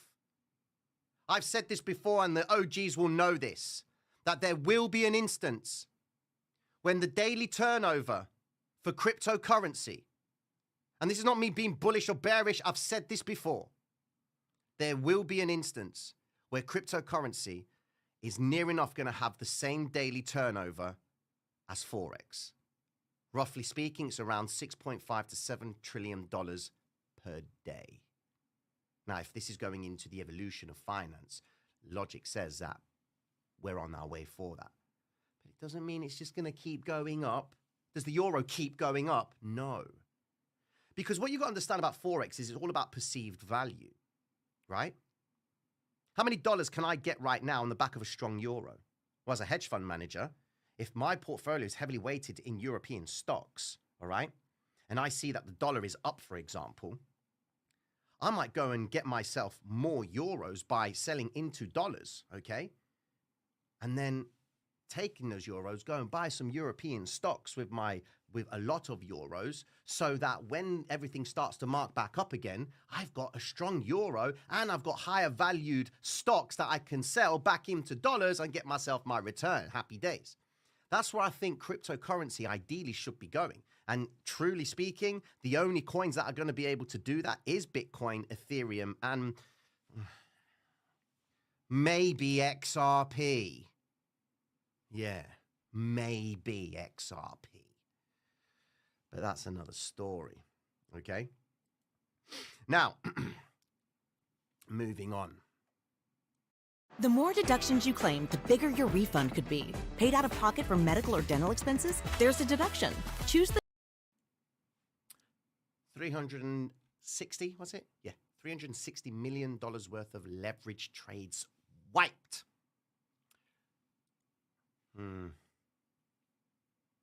Back into the psychological range, ladies and gentlemen. Funnily enough, it happens to be the reversal point. Remember what we were talking about in the live stream earlier on today. We were talking about the idea that the bids themselves would give us insight into whether Bitcoin has the proof or the capacity to continue to move up, okay? They've come back down into that zone and loaded up, all right? Although the data has disappeared, okay? I can't see how many bids had actually been absorbed. But it looks like it was just a sweep to the downside to only come back up. The issue that we have got, we've seen this before. Go back into Bitcoin's price. Look, sweep lower, back up. We need to see this behavior to mimic what could actually end up happening for Bitcoin. Now, when you look at it, green vector stopping volume candle, there is a potential for them to come back into it because there are people's orders sat in there right now. Okay?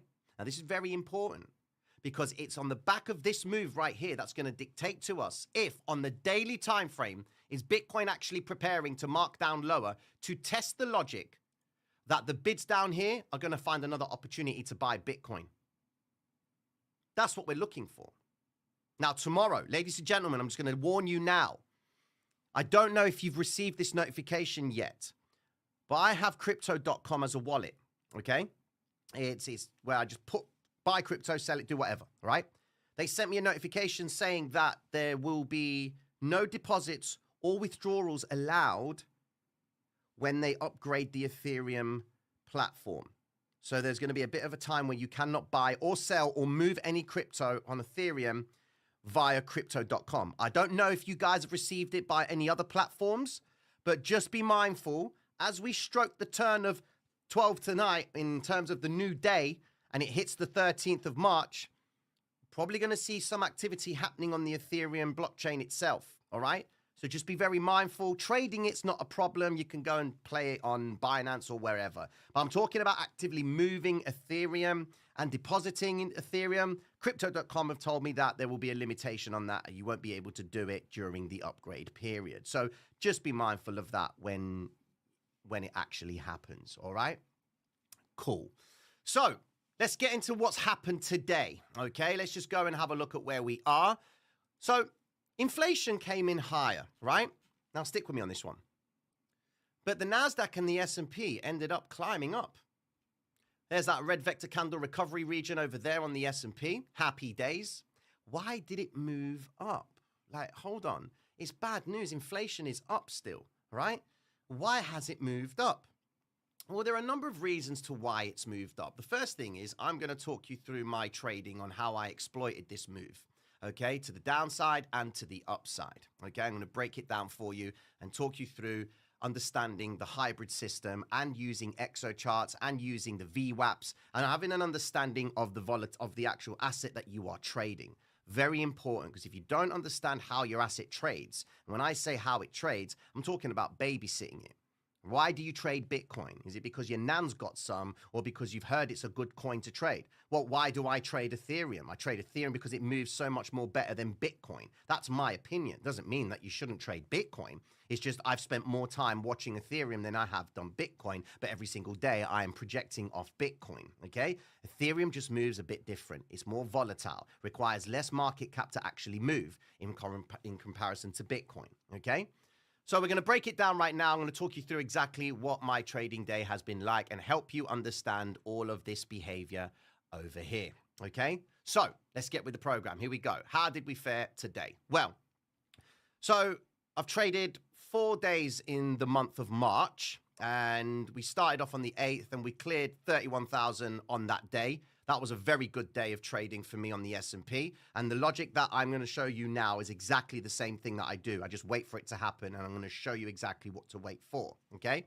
Then the next day after that, we went and made another, I think it was about 12,000 on top, which took it to around 43,025 on our funded accounts. So we'll be getting these withdrawals coming into play very soon.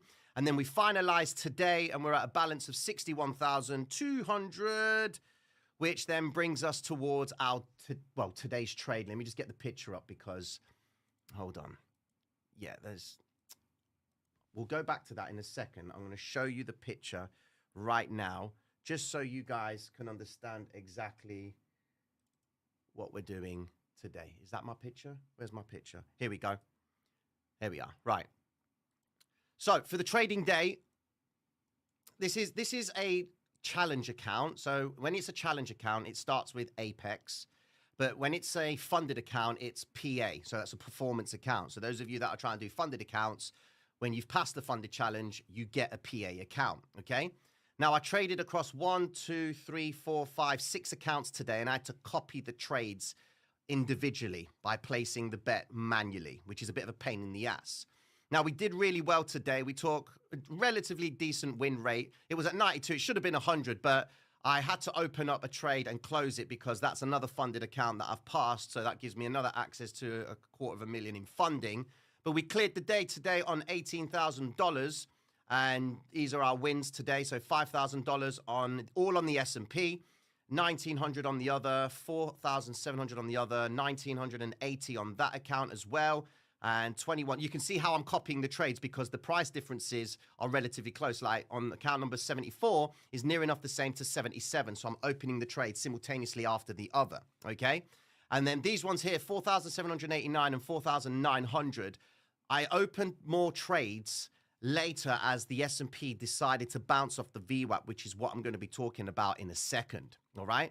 So today's been a good day, but I didn't stop there, okay? So before I took these longs on the S&P, all right, I then decided to take some puts. I opened some shorts in options. So I bought some puts when the S&P had made that move to the upside. Ignore the price because it wasn't at that price.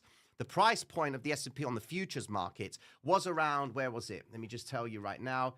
The price point of it was at the 2,341 zone, okay? But because on IG index, you're effectively trading, it's a different pricing, different market because you either have the continuous in the futures markets or just the month of March futures contracts, they're priced out differently, okay? So March contracts could be priced at 5,160. The futures for the continuous could be priced at 5,239. There will always be a different price, but it moves exactly the same way, okay?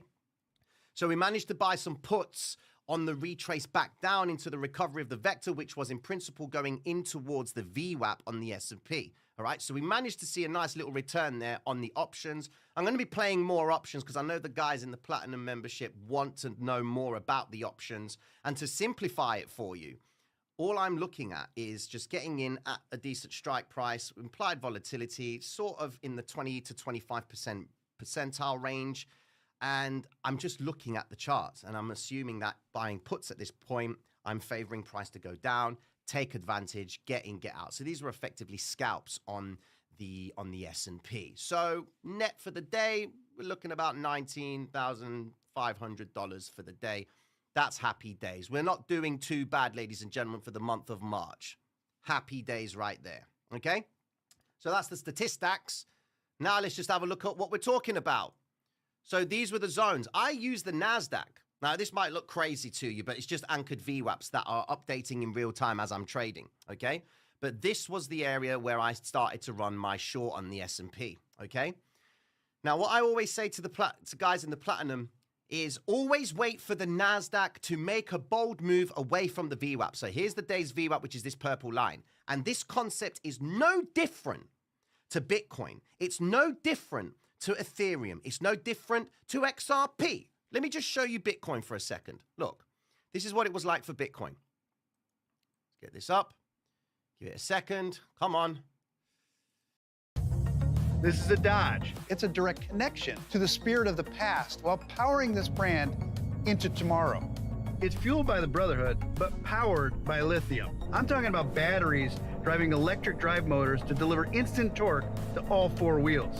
In 2025, the all-new Charger will also be available as a six-pack with the twin-turbo Hurricane. This is a story of American ingenuity to build a foundation and a bridge to the future. Sentry can't fix this, but we can fix your slow code by showing you the exact API call, function, or line of code causing a slowdown without the guesswork. See how at Sentry.io. There we go. All right, then. We marked off these VWAPs, okay, yesterday, all right? And look at how they've been holding these anchored VWAPs. What's going on here? The idea behind an anchored VWAP, or even a VWAP altogether, is the institutions or the players that are bouncing price up and down inside of this range. They are looking for an average of price.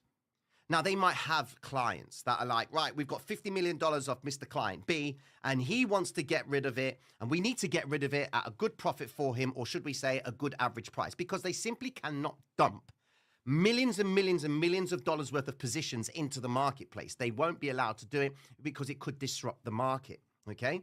You can't just come and drop $15 billion worth. Like, if Grayscale wanted to sell urgently, they would have to do it over a period of time. But when it comes to buying, it's a different ball game. It's like all systems go. But when it comes to selling, someone has to buy that. Yeah? They're happy for it to rise up with phenomenal amounts. There's no limitation to it. See, the Dow Jones will stop trading if it corrects 7% in one trading session.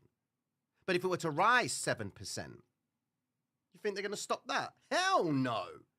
Because the only way it's rising is because people are aggressively buying into the guys who are passively selling. So as long as the guys are there to sell to, then the market can keep on climbing, climbing, climbing, and it will not stop. Okay? Looking at Bitcoin here, you can see how over the period of time from yesterday's VWAP on the Monday, which we marked off, Bitcoin was holding this VWAP. Look how it's going above, below, sweep up, come down. They broke away from the VWAP, came back in to test it, and it's this test right here. It's this test right here that dictates what they were doing all the way here. So they could be, of course, averagely selling above the VWAP to mark it down. And that was the sweet spot right there, which effectively led Bitcoin to mark the price all the way back down. Because the idea is that Bitcoin had made a move to the upside and there were imbalances from the offers over here when previously the bids came in and bought Bitcoin and then they marked it all the way up and sold it. Now here is another opportunity for them to buy it up again. Notice how it's come back into that exact same VWAP. Historically, the average has been triggered. So that tells me that this VWAP, there's players in there that are actively selling Bitcoin from that point, and bidding process starts from that range again. So when Bitcoin decides to start climbing back up again, if it can break above this point here, then we could assume that the participants inside of that area are happy with their positioning. So they're going to want to do it from a higher point, which means then when Bitcoin does climb higher, it's going to be going back into the VWAPs, and then you're going to see a change in the average, which means that they'll be looking to sell higher. So it'll be moving away from the VWAP, coming back into the VWAP to bounce away from it to go up. And that's exactly what we did today on the S&P and the NASDAQ. So let me just show you. So here was the positions that I played on the short side of the S&P. So this is where NASDAQ was previously, just before they started to mark off, and I started to draw off the anchored VWAP from that high point. I said to myself, okay, if the NASDAQ is going to drop from this point, I need to make myself believe that this is where they're going to start actively selling, because they've tried to go up once, they came down. They reversed back up again aggressively, which is a run for the stops, and then they've come back down again. I really need to see them show me the proof that this is going to be the move to the downside, and this is where I started to offload, or should I say, buy the puts on the S&P all the way over here. So I was looking for the S&P to come back down to its daily VWAP from this price point, okay? Then, of course, after that, this is what happened. That VWAP that I previously marked off showed the proof of the pudding, which gave me the reason to believe that I needed to stay inside of this position. I needed to stay in it. And the only reason I need to stay in that short is because NASDAQ was showing the promise of breaking down. Now, NASDAQ then ended up coming back into this VWAP right here. And Platinum members, you know what I always say when it comes to the VWAP, when it consolidates, wait for the pattern, wait for the structure, they will do it. And NASDAQ did that W formation. S&P over there came back into the VWAP. And this is when I started to play the long game and ride the move back up. And then got a new VWAP, new anchored VWAP from here. Marked it at the lows. What do you see? W formation at the VWAP. Shifting out to the upside. They took back that previous VWAP where they were selling from. What does that tell me now? The same logic on Bitcoin was the same logic that come into play here.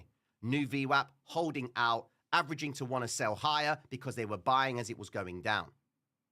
And then NASDAQ went on to clear the highs. Look how they come back into that VWAP.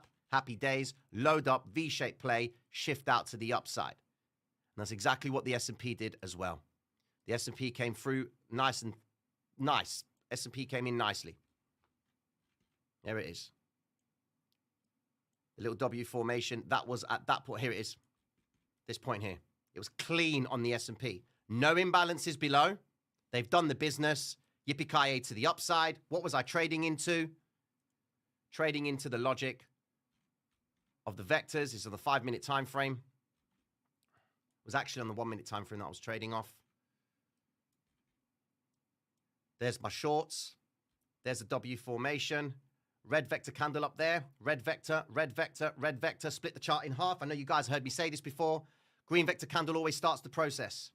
First green vector candle above the 50 EMA. That's where it was. And that's effectively what it ended up doing. Okay? That was my trading day. That is exactly what I look for every single time. To simplify it for you all.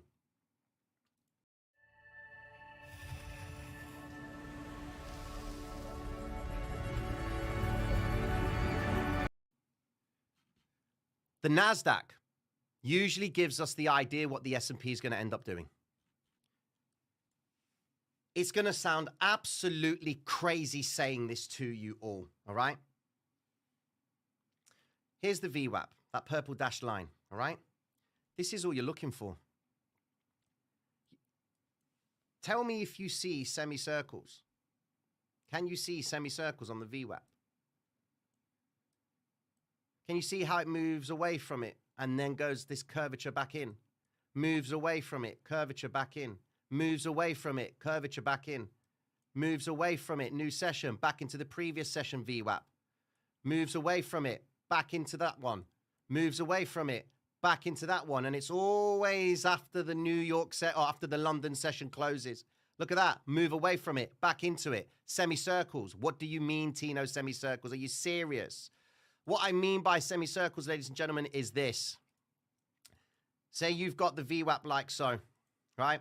Here's the VWAP. Price is doing this. Up, down, up, down. Then you see a volatile move away from it. What does that tell you? That tells you that there's been an aggressive move away from the volume-weighted average price. So either more people have sold, more people have bought, all right? The best average is going to be at volume, at the volume-weighted average price. So naturally, price is going to want to come back towards that point, okay?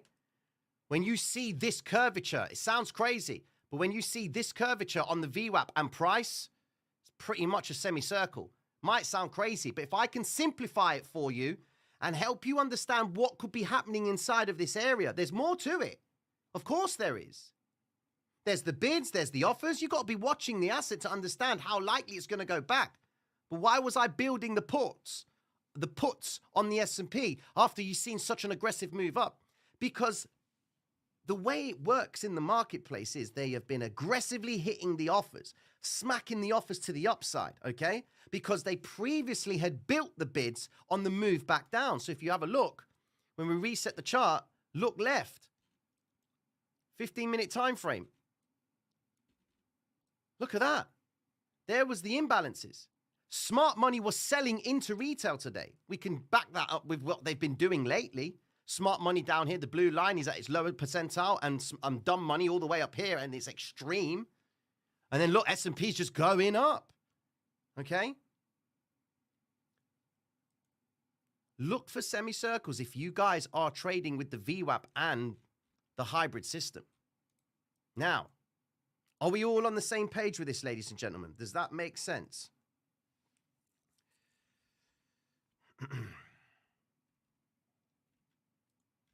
What's this?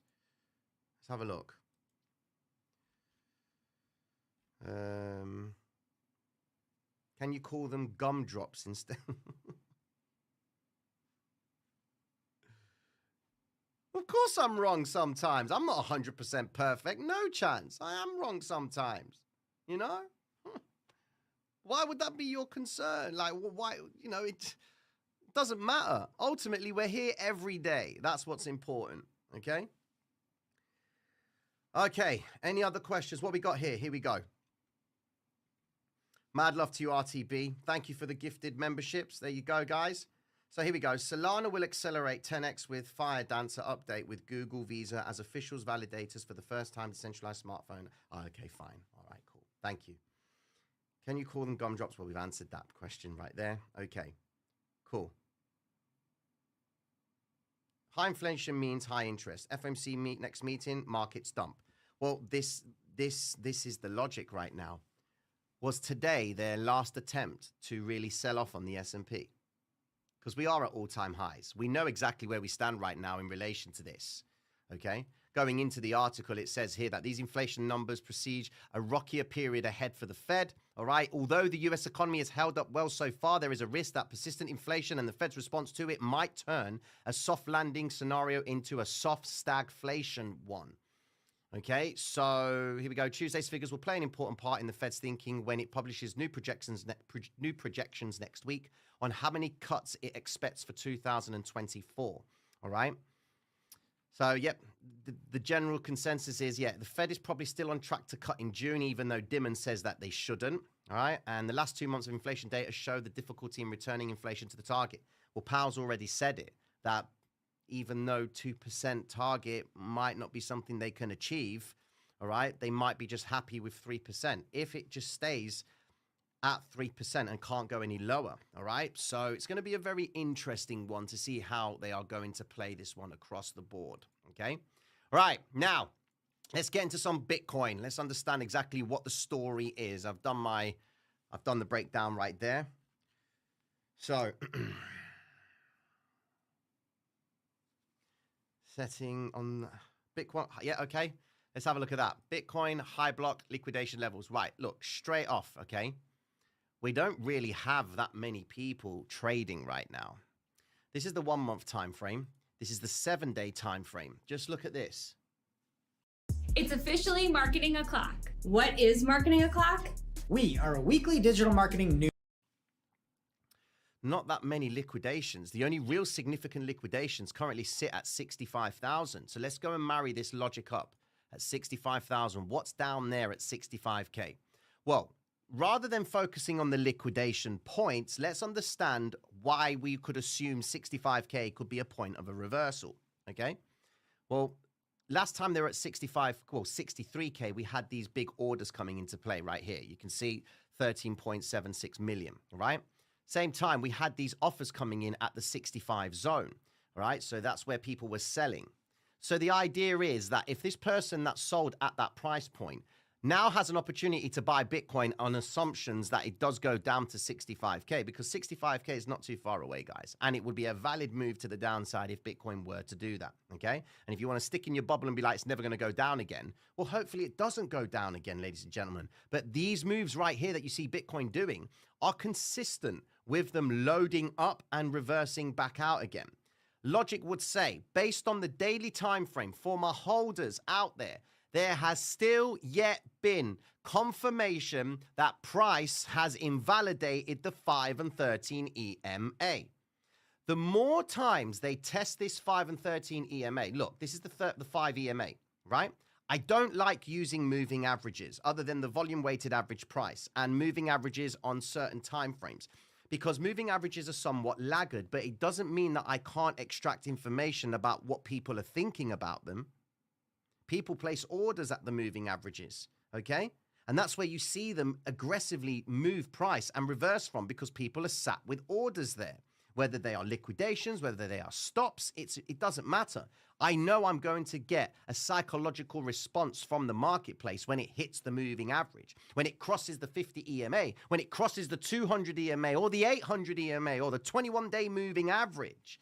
You see it being discussed all the time in markets across the board, and news anchors, Bitcoin or Bloomberg, might say Bitcoin has now currently crossed over the 50 EMA on the 2-week time frame, and this EMA is very consistent at telling us, you know what I mean? So look, the golden mean, you know, the golden ratio or the golden cross, like, or whatever it is, okay? So Bitcoin hasn't broken this 5 EMA, but where the confirmation that you really want to start considering either doing some DCA on Bitcoin, because remember, DCA is on the principle that things are moving up. You've got to be content that Bitcoin can drop from the top side of this area here. Where is it? You've got to be willing to accept that Bitcoin can drop 14% in one day, or have a range of 14%. It can drop that much. That's fine. You've got to be cool with that. You should encourage that if you are doing DCA with Bitcoin. Because if the trend is consistent to the upside, then we know that they're going to go down and they're going to end up coming back up. The more V-shaped plays we see, and what we want to see is this. We really want to see Bitcoin consolidating. The more consolidation that we see, the more we are inclined to believe that they are preparing price to continue to market up, okay? When you start seeing this volatile behavior right here, that's when it starts to make us question, what are they actually trying to do here? Are they just quickly trying to hit liquidations, bring it back up again, consolidate a little bit? Is there a bigger picture coming into play? I mean, looking at the actual, the spot ETFs, you know, things are still looking as normal. They haven't updated it yet, but things are looking promising. They are down a little bit, but come on. Bitcoin's at all-time high. There's no problems there. Looking at the volumes, let's just quickly refresh this stuff right here. Look, these cumulative spot Bitcoin volumes is just going up. Look what we are now. March the 11th hasn't been updated just yet, but that's 113 billion. That's obviously going to be more tomorrow when they update this. Okay. It's just going crazy. Like, there's just been madness, and this is the result of it, which makes you then think and say, hold on a second. If I haven't seen Bitcoin break below the 5 EMA on the daily time frame, frankly, ladies and gentlemen, those of you who are holders right now, you don't need to be doing anything other than just monitoring Bitcoin at these price points. Bitcoin would need to close below the 67,000 point for you to start assuming maybe there could be an opportunity for me to load up on Bitcoin, okay? On the assumption that that point that it breaks from, it's going to consolidate in this range and then look to try and come back up again, okay? You'd need to be seeing this behavior. You'd need to see Bitcoin break into the 5 and 13 EMA, wait for the next candle or the next day to effectively ride the move back up again. Where did we see this last time? Well, what I'd like you to do, guys, okay, is I'd like you guys to go and watch the live streams from, was it there? It was here. There we are. Go and watch the live streams back in November, all right? That's just before Bitcoin made and cleared this range. And this concept that we were talking about, the concept that we're talking about right now about the 5 and 13 EMA for the holders, okay?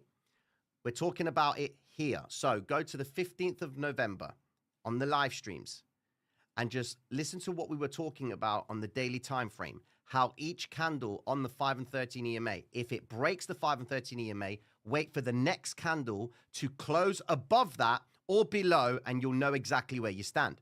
If you look at Bitcoin's behavior in this period here, you'll see that it failed to close below the 5 and 13 EMA in a sequence. So here it is, closed below the 5 and 13 EMA, ended up closing above it on the next candle, okay? The next candle tried to close below the 5 and 13 EMA, couldn't do it. Next candle closed above it. Then you keep seeing it happening. This candle tried to close below the 50 EMA. The 5 and 13 EMA. Next candle would confirm it, straight back up. And when you start running that dialogue with yourself as a holder, this is where you are doing DCA. It's these areas that you do DCA, okay? Because then when you stop doing the DCA, the logic would say that you would be in the right move. So then Bitcoin would then continue to go away from it. And if it doesn't breach beyond the 5 and 13 EMA, which you can see here, it hasn't broken it at all. The next candle closes above it. So when it breaks the 13 EMA, you wait for the next candle. Look what happened there. It closed above the 5 and 13 EMA, traded below it, but then closed above it. Sets the tone, they're marking up. Okay? The same thing is happening right now. But the great thing is, Bitcoin is nowhere near the 5 and 13 EMA. So now you're getting more information. So now the next question is, what is tomorrow's candle going to look like? Well, if you want the proof that this candle has effectively set up Bitcoin to continue to climb, you have to then wait for tomorrow's close. Because then that will give you more weight in understanding that this move to the downside on Bitcoin was initially an attempt to start loading up Bitcoin on the bids, pick it up to reverse it back up again. So you've effectively got now 2 hours for us to understand if this candle is going to hold above the 5. So if it holds above the 5 EMA, we've passed the first criteria. We don't need to worry about Bitcoin trading below the 5 or 13 because it's nowhere near it. So then we wait for tomorrow's candle. Now, if tomorrow's candle, you see Bitcoin drop back down below the 5 EMA, and it comes to this time, again, tomorrow, 9 p.m. UK time, when we go live, and we then see Bitcoin's price at this point, okay?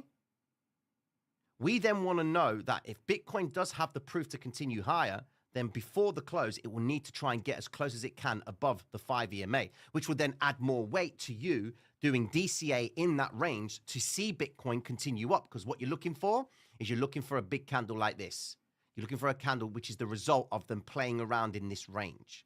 Does that make sense, ladies and gentlemen? Go back to the live streams on Wednesday, the 15th of November last year. It's not too far away. And just watch those live streams. Watch that week of live streams because I make reference to this same logic about the 5 and 13 EMA, how waiting for the next day's candle to confirm if the move below or above the moving averages is sustainable to then continue price higher in the later future. Okay? Does that make sense, ladies and gentlemen? Tino is an algorithm. What's this? Any questions? Tino, when Bitcoin drops down aggressively with red vectors but V-shaped back up without any vectors, does this show that there are not enough aggressive buyers? It's not that it doesn't show that there's enough aggressive buyers. What it shows, okay, so let's just go into that right now. All right? Look.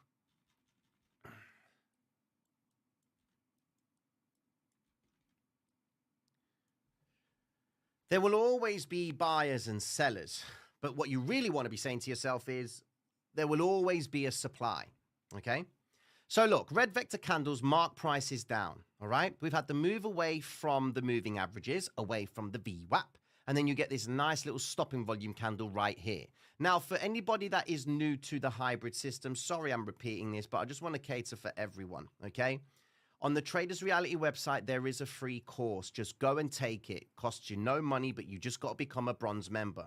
Get yourself over there, and take this free course. It talks to you about everything that I'm talking about right now, from the moving averages to the psychological levels, even the vector candles. You get a nice PDF for you to explore what they are, where to expect them, the time frames, and how they are represented on different time frames. We break it all down on this free course. Now, there are other courses on there that you can buy, which is the scalping course, but only take those courses if you are fully understanding the hybrid system, okay? That's why there's a free course to break it all down for you. And then there's an exocharts course on there as well that you can take, which principally talks about the logic of the semicircles, or as the gentleman likes to put, the gumdrops instead, okay?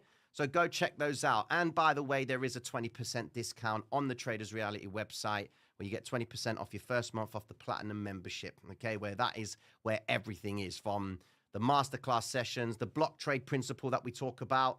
There's a whole masterclass session on there. And then this logic about the bid and ask is right there as a masterclass session for gold and platinum members, where we break down the understanding of how to read this stuff right here on exocharts and on this platform and on the book map as well, which has got me thinking, where's my book map right now? Let's have a look. Where is BTC? Here we go. So right now we're trading below the VWAP itself, okay? Now let's just go back to where we were, because answering the gentleman's question about the V-shaped plays. Just look at what happened at V-shaped plays, okay? When you don't see a vector candle recovery coming into play straight away. Well, let's just zoom out a second. Look at this. The book map is a representation of the buying and selling of limit orders. And you can see these bubbles right here are a representation of the delta.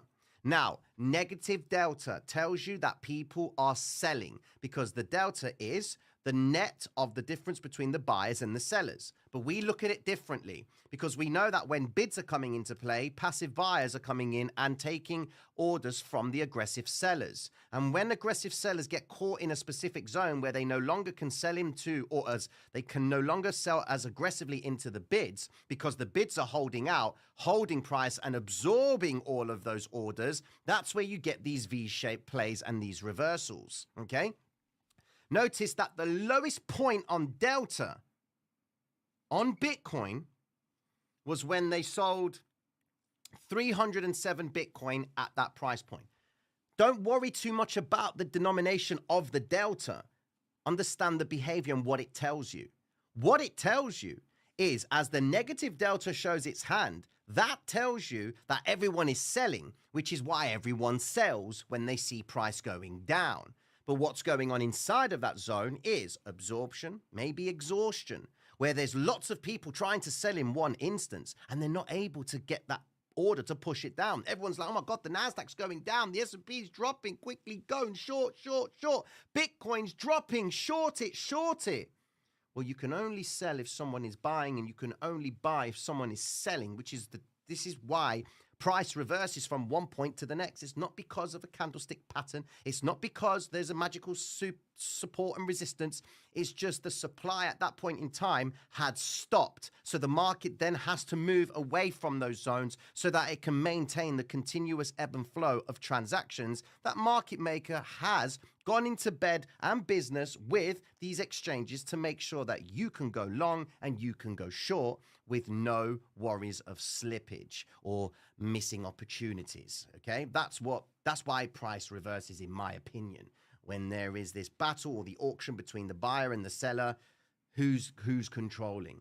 Okay, and that's what happens with Bitcoin's V-shape. Now, the gentleman's question pretty much says, here we go, is that, look at it, it's doing it again. You tricky, you funny dude, look at that. Wow. That is ignition algo, man. That is, I remember speaking. Man, when you see that, that's the algorithm, like trying to move price, trying to force it somewhere. That's crazy. It's been a long time since we've seen that. But anyways, back into the V-shape. Taking that logic of how aggressive everyone has been dropping and this move back up, okay? That's because they're hitting the offers, okay? The bids have been absorbed. This is where the move is. And if you don't see vector candles, there are vector candles if you just don't see them on the higher time frames. Go to the 4-minute time frame. Most likely, is that a vector candle right there? Green vector, if I'm correct? Don't even know. Here we go. No vectors on there. 3-minute time frame. This is where it helps to go into different time frames when you're trading on the hybrid system. Got a stop in volume candle right there, another stop in volume candle, another stop in volume candle. Go to the 1 minute time frame, more than likely going to see vector candles right there. There's a green vector candle region right there. They're trying to shift out, blue vector, sorry. So there's a blue vector candle, there's a green blue vector there, green vector. So even though you don't see it on the higher time frames, there will be vectors inside. Even if you were to go down to the 30-second time frame, look, go back into that point, you will see vector candles. The vectors inside of this range and this range right here, green vector, shift out, look left, you can see there will always be a vector, okay? If you don't see it on the higher time frames, it doesn't disprove the idea that if you don't get a vector candle on the V-shaped play that you shouldn't take it. You've got to understand where you are in the chart, okay? Look, this didn't show us vector candles, but there will be vectors inside. And sometimes there may not be any vectors, but what's going on here is it's the market maker in principle rushing or lifting the market, okay? He's forcing the market to revert back to the norm of what it was previously where it was able to transact. That's why sometimes you see price make a reversal like this, drops to the downside, comes all the way back up, then you start seeing a vector candle coming into play and it starts to roll over from this point. And that's when you start seeing the vectors. When you see that, after you see a red vector candle move to the downside like this, and then a reversal back up with no vectors, the first vector candle that you see appearing in this range is usually going to dictate what the asset's going to do next. Let me give you an example. Where could I give you that example?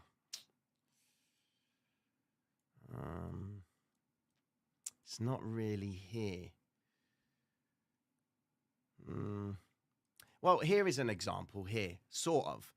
V-shaped play, price drops down, comes all the way back up. Then it starts to roll back down. Then you see vectors. That gives you the heads up that things could be going back in your favor. Look left for the vectors, trade back into it. Stop in volume candle principle, happy days. Okay?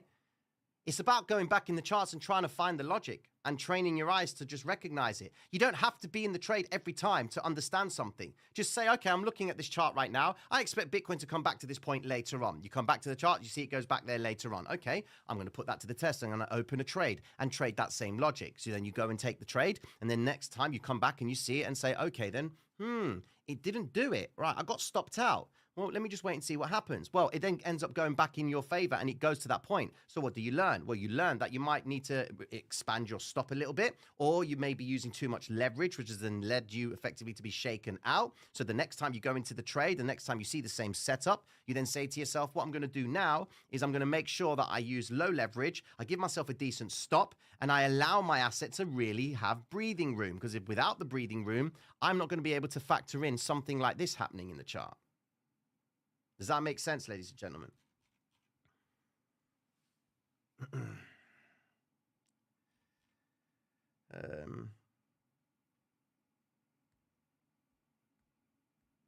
What else? Any other questions, guys? Are we cool with that?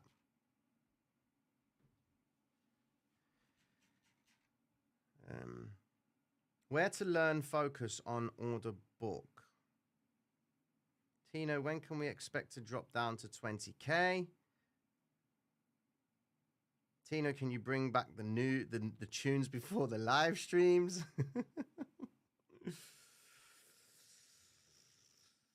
Yeah, to get the most out of Tino's high chat, pay attention. I guess so. Yeah, where to learn to focus on the order book? Well, look, the only way that you can really, like I said to you before, okay? Some migraine attacks catch you off guard, but for me, a stressful day can trigger migraine attacks too. That's why my go-to is Nurtec ODT. It's the only migraine medication that can treat and prevent my attacks all in one. Don't take if allergic to Nurtec. Allergic reactions can occur even days after using. Most common side effects were nausea, indigestion, and stomach pain. Now I'm in control. With Nurtec ODT, I can treat a migraine attack and prevent one. Talk to your doctor about Nurtec today.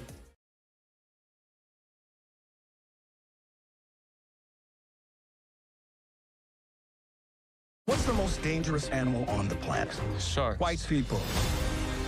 We are Black Knights making sure that they don't. Exocharts. This might look absolutely crazy to you, but that's because I'm always using this for reference, different VWAPs and what have you. But when I'm actively trading, my attention is drawn very close to the chart, and I am actively watching this. I'm watching these little things here, these little candlesticks.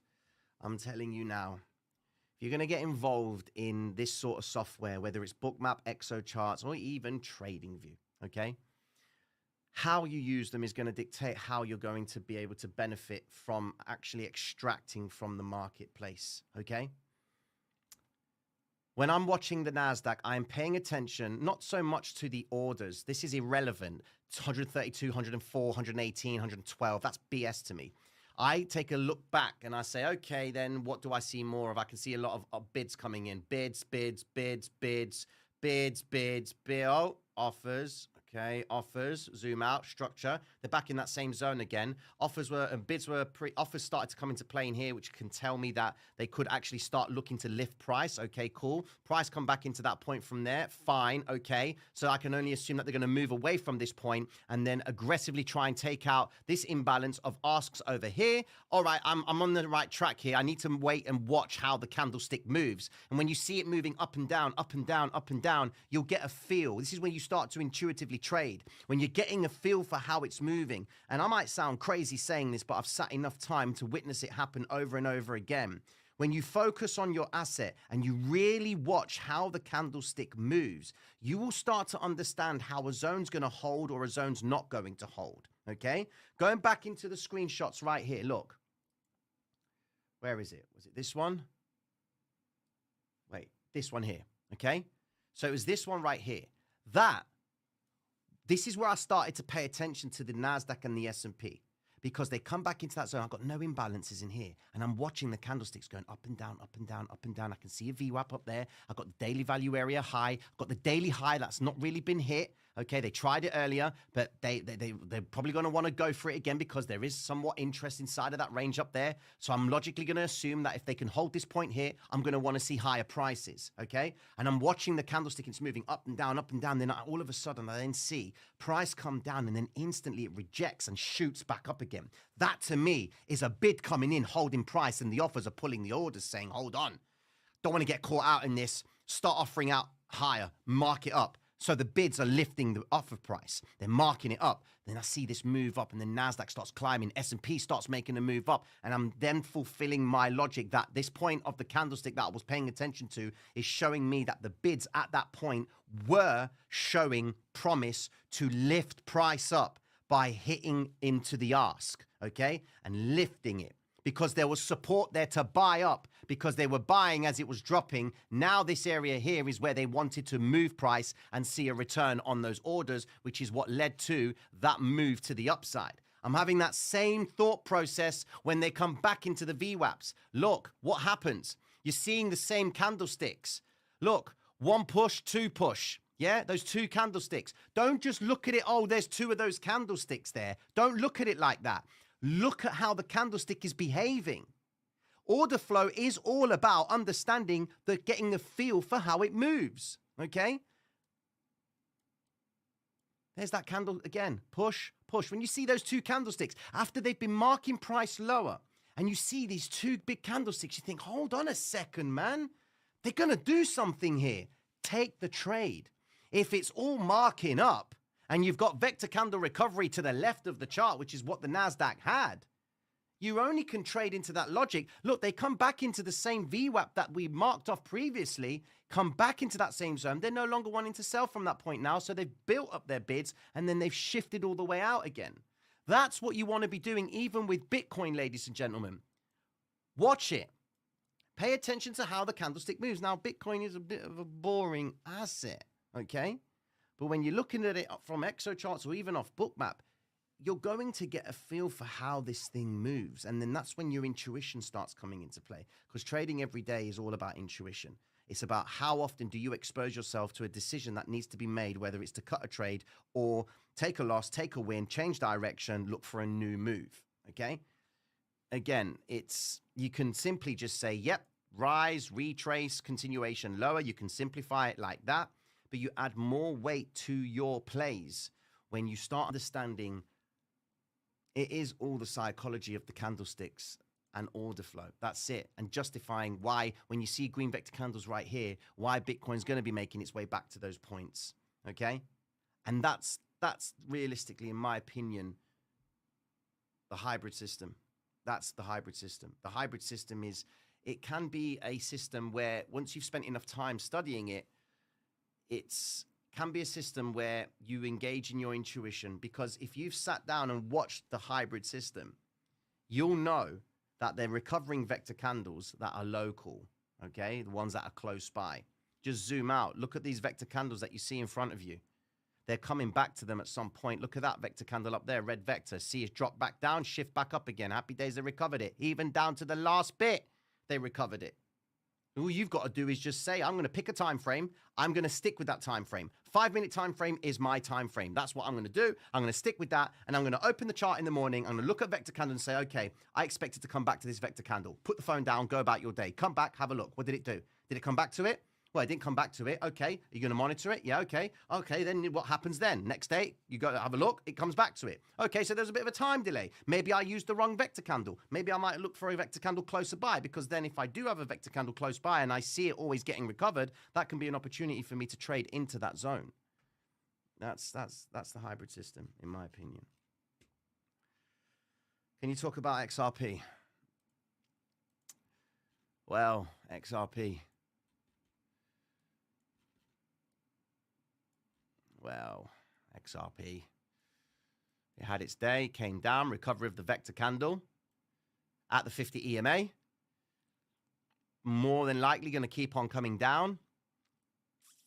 They're bidding out. Look, there's a look, it's red across the board. But guys, we've had significant gains, man. You've only got to go and have a look at Bitcoin over the last quarter. And look, the last month, like March, 17%. Here we go. What was it? Now it's at 15%. February was 43%. You've got to be down with this volatility, because that's what happens, all right, in my opinion. Each and every day, you make decisions. To make the right decisions, you need more than just data. You need the right information. But getting the right information is harder than ever. It's fragmented, disorganized, and inaccessible. Until now, AlphaSense applies